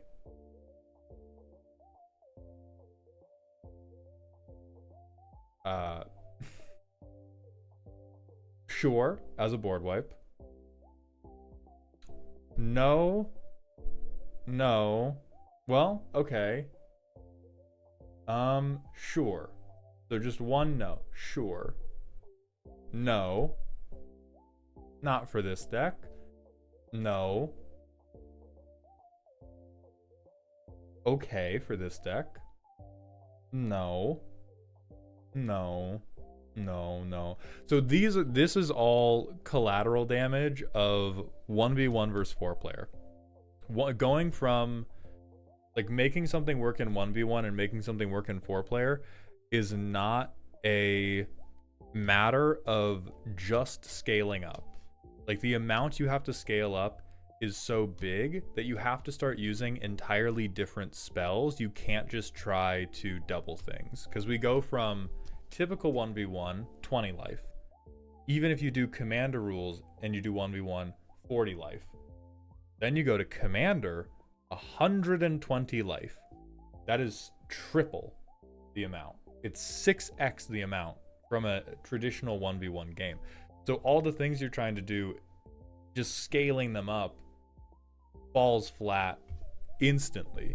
And so what we want to do, if we want our commander to be threatening, is how can we pump the instances of damage as high as we can? And you're on the right track with things like Harsh Mentor, but there's other things like Mana Barbs. Woo! Every single land they tap for mana is going to be a brand new trigger, which is going to trigger, will work with doublers if you have doublers, but will trigger your commander separately. There's another thing like Pyrohemia. One second, everybody.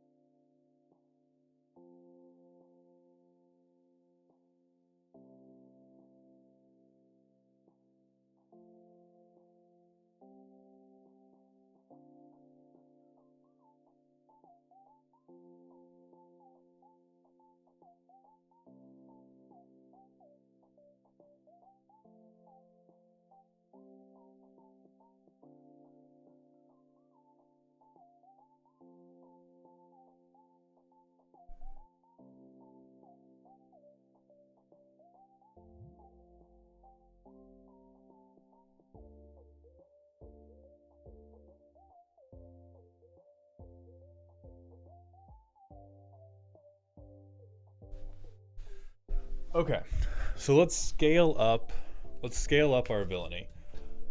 So we want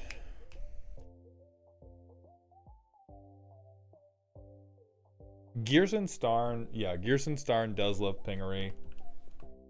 Another thing that will trigger as many times as possible is Zozu. Alexios or Slicer are probably fine, but are not really on game plan. They just happen to kind of be red crash out cards. I know we have Razorkin Needlehead.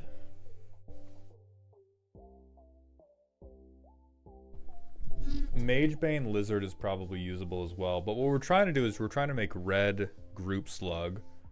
So we can go for Zozu, we can go for Magebane Lizard. We did already have Gleeful Arsonist, which is doing a similar job, but we want to double dip as much as possible. I think the thing that we want to adjust is the idea of like what is a threat and what is a meaningful amount of damage, and we have to chuck all of that shit into the trash. Like adding 1 to the damage, not super meaningful, or at least not as meaningful as introducing a new source of damage.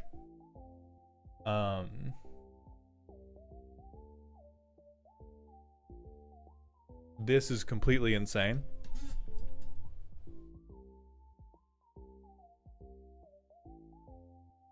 This is also completely insane. This is not a giant? No. What are our giant sources of damage? Is this just a 3/4 that hits for 6? Yeah, this problem with Smothering Rug is not speed. The problem is that it has to be a red source dealing the... Yes, it is just a 3/4 that hits for 6. Okay, you are a sweet 1v1 player. Yeah, so he has to die. Just straight up. We could do Torbrand. I mean, honestly, this is a place where, to be honest, I really liked the art. Okay. In a silly deck, you have at minimum like 10 cards that can be complete pet cards. So awesome. Marty, I do not believe in Scytheclaw Raptor for the power level this deck is going to be at. I only believe in Scytheclaw Raptor once the deck is good, for lack of a better word. What Scytheclaw Raptor says in this deck is everybody agrees to kick the shit out of me at sorcery speed.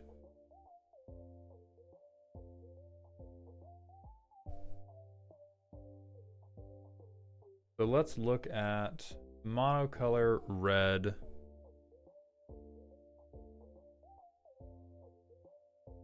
And who's going to be going for this type of like ping, ping, ping, ping, ping, ping, ping? Maybe Torbrand. Probably not in the exact same way.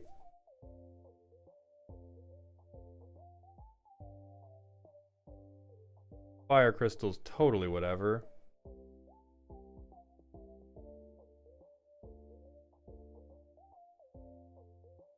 Do we have Rampaging Ferocidon? We might, but we should.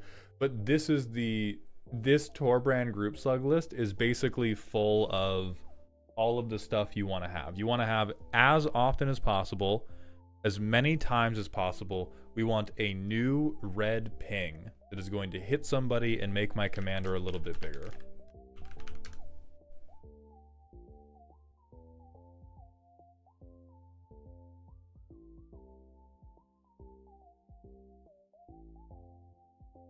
This is very cute, actually. Holy shit, Freeze. You doing a little cookery, yeah. Flip a coin if you win. Deal a damage. If you lose, a damage still gets dealt, and I think it still triggers... Oh god, get this list away. Still triggers it because it's still a red source we control.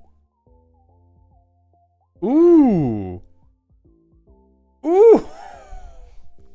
Hot fire. Genuinely, I normally get so cunty with chat. This is beautiful. Yeah, this is perfect for the deck.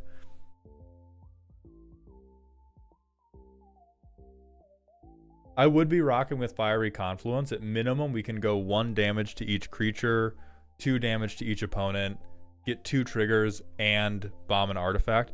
I think this will most likely just kill itself ASAP. After we get 6 triggers out of it, that's fine. Let's walk through this killing itself ASAP. On upkeep 1, we flip a coin. We lose. We deal 1 damage to it. We get a trigger for our commander. We pass. Next turn, we flip 2 coins. We lose both. 2 damage get dealt to it. We get 2 triggers for our commander. We pass.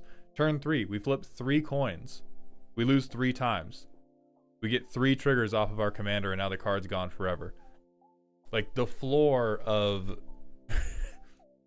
the floor of it blowing itself up is 6 triggers, which is more than good enough.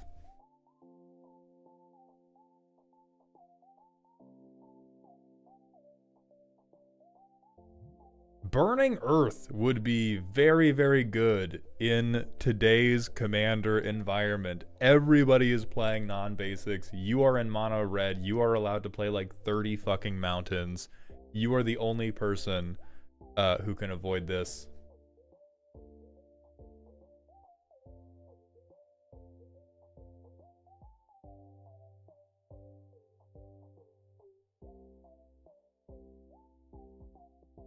It's also very important to have card advantage engines, which we have mostly ignored. So we could do Tectonic Giant. We could do Chandra Torch of Defiance.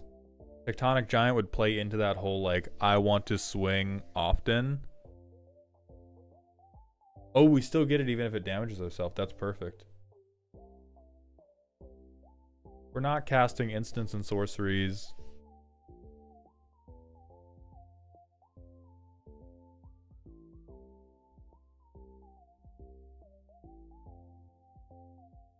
Hey, it's Pride Month.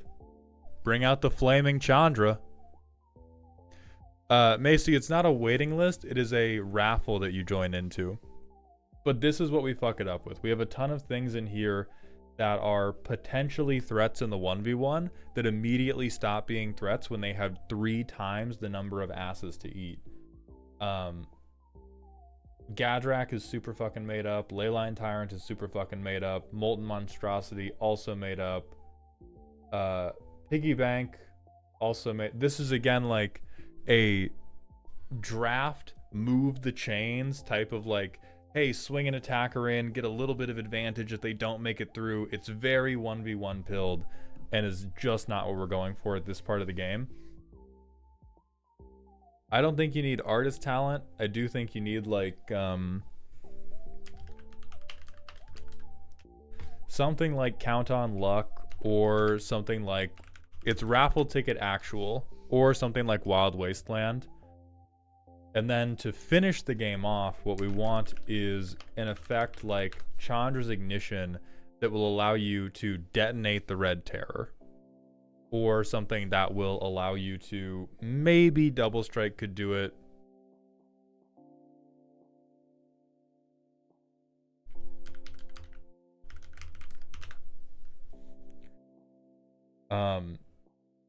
You could even do self-destruct if you just wanted to shoot one person.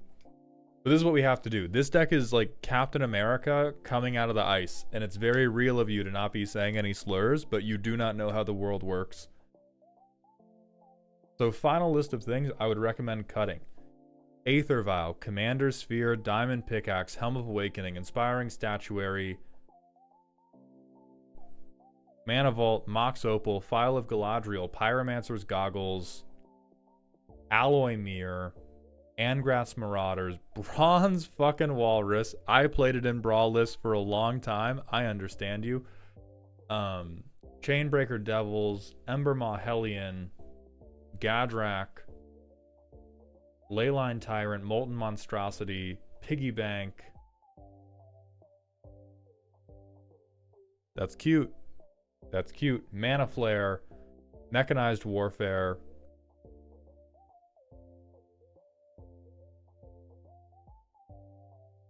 Spiked Corridor, Lightning Bolt, Rebel Salvo,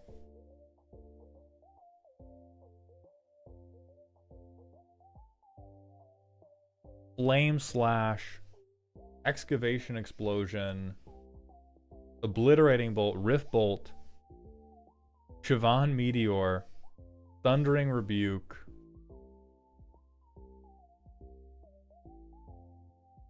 and I would replace it with the things we suggested. But that is the short list of stuff that is geared towards I have one person to beat up and not I am in a gladiator arena.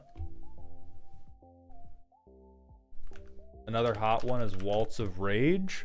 Thank you, Dragon Cat.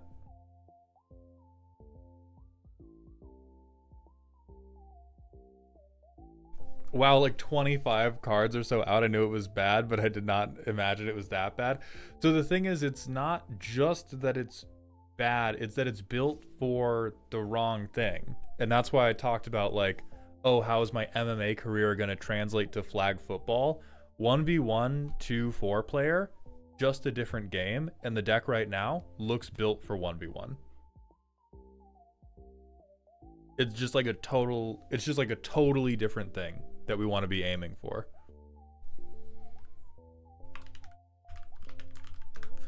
Does this do damage? Ooh, take this too. This is a good ramp one. Is a red source, will deal damage, will be treasures. Everybody's gonna love you. Hell yeah.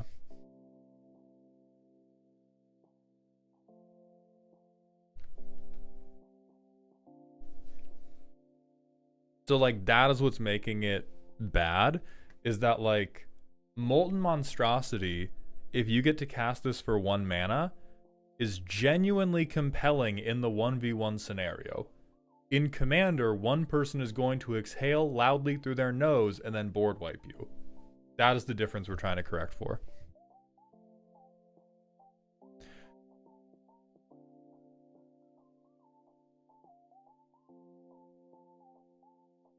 So yeah, it like whether it's online pods or not, I'm a big believer that Commander is best played. Like I would rather play no Commander than play Commander in a 2 or 3 person pod.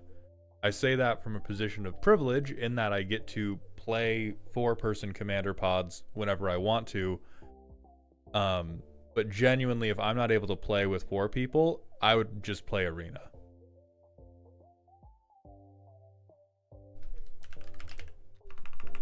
Oh yeah, and then you do have to put this card in. It is the rules.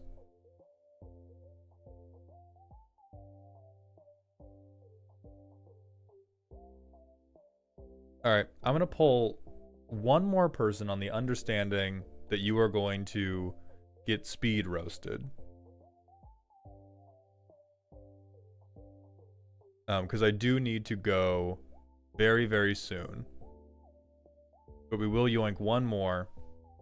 But you're going to be on like a 10-minute clock.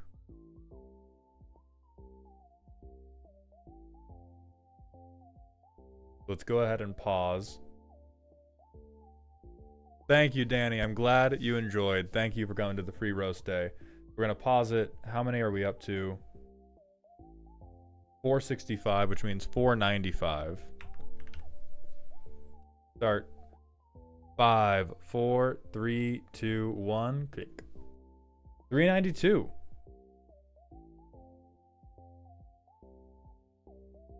So 400, 399, 98, 97, 96, 95, 94, 93, 92. CMAC. It is you. I'm going to put 10 minutes on the clock as soon as I get your deck. Hey, thank you, Roberto. I appreciate that.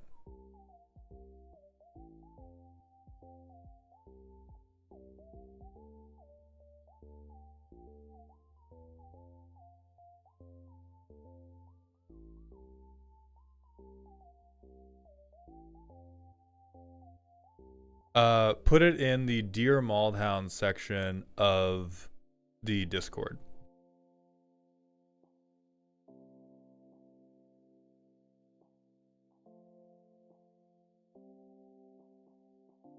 Abzan got that thickness. Sorry, even worse.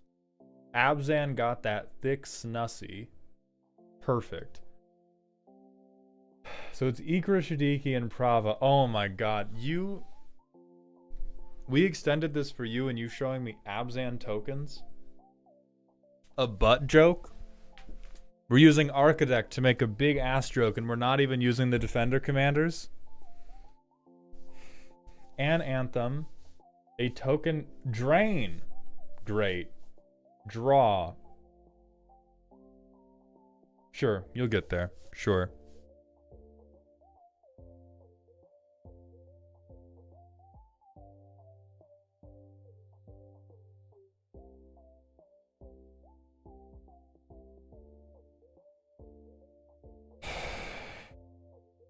I'm just tired of seeing the Abzan players get things they don't deserve. Second, these are the auto tags, okay. Protection. Sure. Okay, so we can give everything a massive ass. And then we have a few ways to assign damage equal to toughness rather than power. How many of those ways do we have, though? I wonder. So we have 1, 2,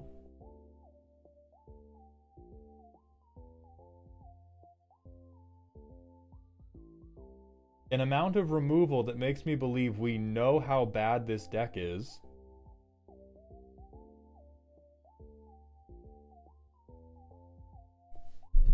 We're also in aristocrats all of a sudden.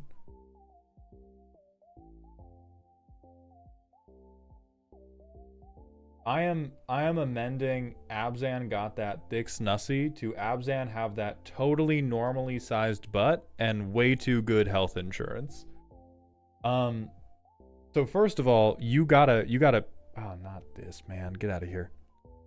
First of all, we gotta pick a lane between tokens, defender, and life gain, because we seem equally committed to, ooh, gaining life would be cool, without a payoff in sight. We are also committed to, ooh, what if we made tokens and we did overrun, but the overrun was bad overrun that we could not tutor for or draw too quickly. And then do we have... We don't even have other defenders. So this whole assault formation thing is literally just for Brava. And how are we making tokens? Okay, that will fucking do it for sure. So will that.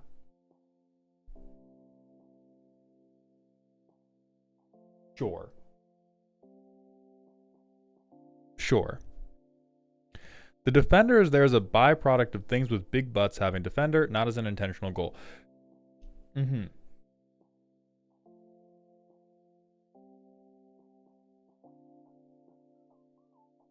So as best as I can tell, the plan of the deck is Pillow Fort and also Hope.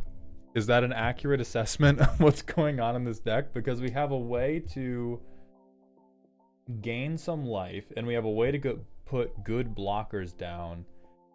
We have almost no way to convert those good blockers into meaningful combat damage. And we also have... We have a few really...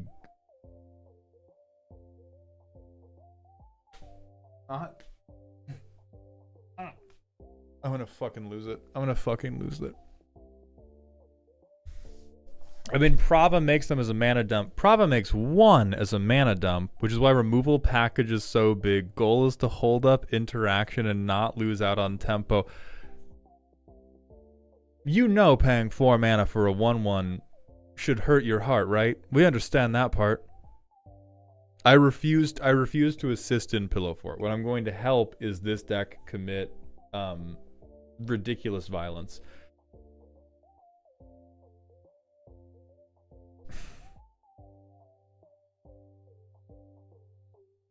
Oh, okay.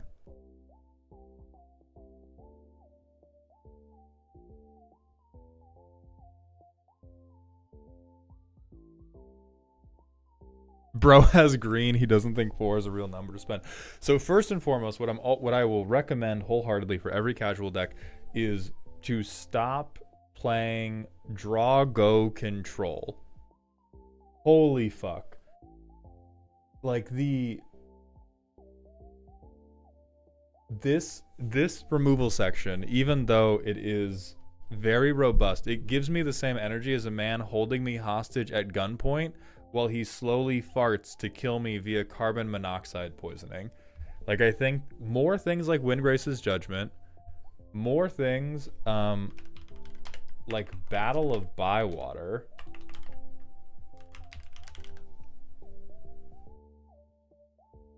Wait, but that sounds fire. See, that's the thing, Groy, is there's a lot of decks where you can make compelling and funny sentences that are just absolute dog shit play experiences. So I would recommend more things that are going to just totally blow your opponents out rather than constantly playing like the fucking ankle biter special while also failing to establish your own board state. So what are the type of things that I think could do anything here? The card draw's fine. The ramp is fine, but we don't have anything cool to spend the money on other than just dumping it into Prava's ass, which, shut up. Right, like I hate the energy, I hate the execution, but I love you, right? Drago in casual is based actually, you always lose and everyone's still mad at you. Yeah, like you get to you get to be all of the villain with none of the monologue. I'll at least like Aura Mutation's cute because it's gonna turn things into tokens for you. Like there's parts of it where I can almost see the vision.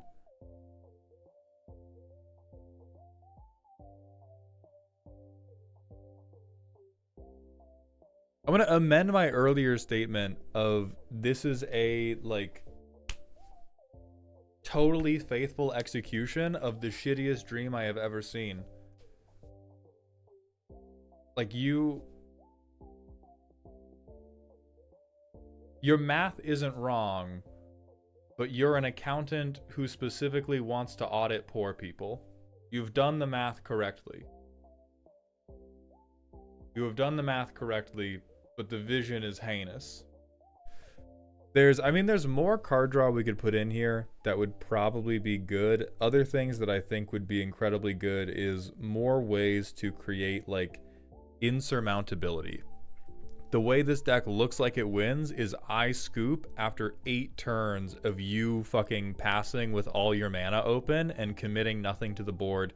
And eventually, like, there is a point at which you can spend enough mana on 4 mana to make a 1/1 that Assault Formation will kill everybody. But we're not giving Trample. Like, we've also avoided just all of the... They don't have it tagged as Crackerhoof. Please understand you are not better than Craterhoof Behemoth. In fact, the fact that you are avoiding Craterhoof Behemoth makes you a actively worse person, because we can all see the Craterhoof Behemoth-sized hole in your heart that you are refusing to fill with the win con and are instead filling with sundering motherfucking growth. There's Craterhoof Behemoth. If you want to feel like a Manic Pixie Dream deck, there's March of the World Ooze. Hey, look at that. Now you're different. Now, hey, this even makes now nobody can call you lame, bro. You're not Crater Hoofing, you're Ooze Hoofing. You can also hit them with the... God, what even is its real name? Moonshaker Cavalry.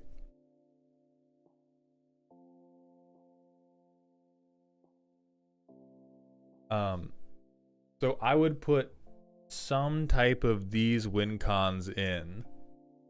Wait, that's actually a great one. I love the ooze. I swear I'm different, bro. I swear. I promise. I promise I'm different. And there's also, yeah, like Finale of Glory would be good. Finale of Devastation would also be good. If we're going to have a shitload of ramp, we should be able to spend it on making our creatures so big that we're going to win the game. Like that is, it's just, there's Endray's Forerunners.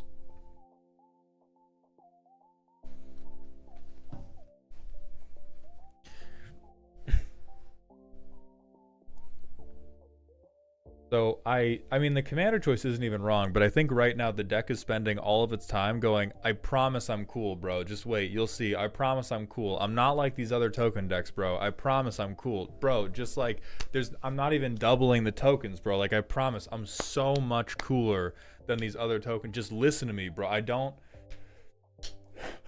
think you're listening to me, all right? I didn't put doubling season in here. Please clap. And some of that is great. I am always for cutting doubling season from the deck. But it does feel like at some point we are avoiding ending the game in order to feel like we're different. And that's the point where it begins to undermine your original point. Oh yeah, this is one of my favorites. Beastmaster Ascension. If you turn these fucking, what are they going to be, 2 5s on your turn? Yeah, on your turn this is a 2-5. You turn that into a 7-10. Done. I believe you. You tell me that wins a game, I got you. Forced furification of my human tokens by their cat empress. That is clean. There is a lore connection. Motherfuckers are dying. And so genuinely, I think you'll have a better time if you put in more of these things that make you deadly, put in fewer things, put in fewer pieces of interaction, but have more things that are like Windgrace's Judgment. Like, I think you should be very suspicious anytime you have to be very interaction heavy and casual. If you have to be interaction heavy and casual, you should always be asking yourself, am I running out the clock for a satisfying reason? And right now, you are running out the clock to be a Teferi player in Abzan. I am a Johnny player, so I fully admit I probably leaned way too hard in trying to be creative over being able to end the game. I get that. It is a natural thing, and I am here to put the fucking like old school comedy hook to just yank you straight off. But that's what I would do. There's a couple specific cards, but the overall narrative of the deck will be, stories are better when they have an end. As much as we all have our favorite properties where we go, but if they could have gotten like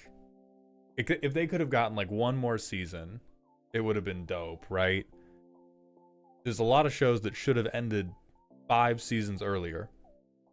And I think we are at high risk of becoming one of those.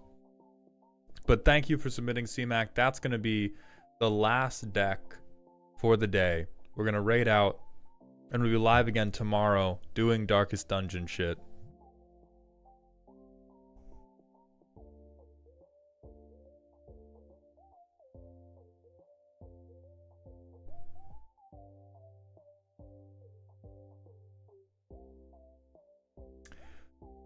Our friend MTG Nerd Girl is live drafting on Arena.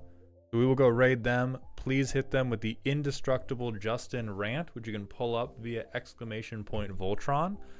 YouTube, that is going to be just it for us, but I will be live again tomorrow. Thank you all for participating in the free roast stream this month.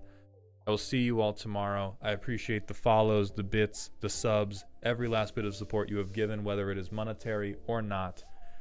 I hope you're having a good weekend, and please remember to stay toxic. I'll see you all tomorrow.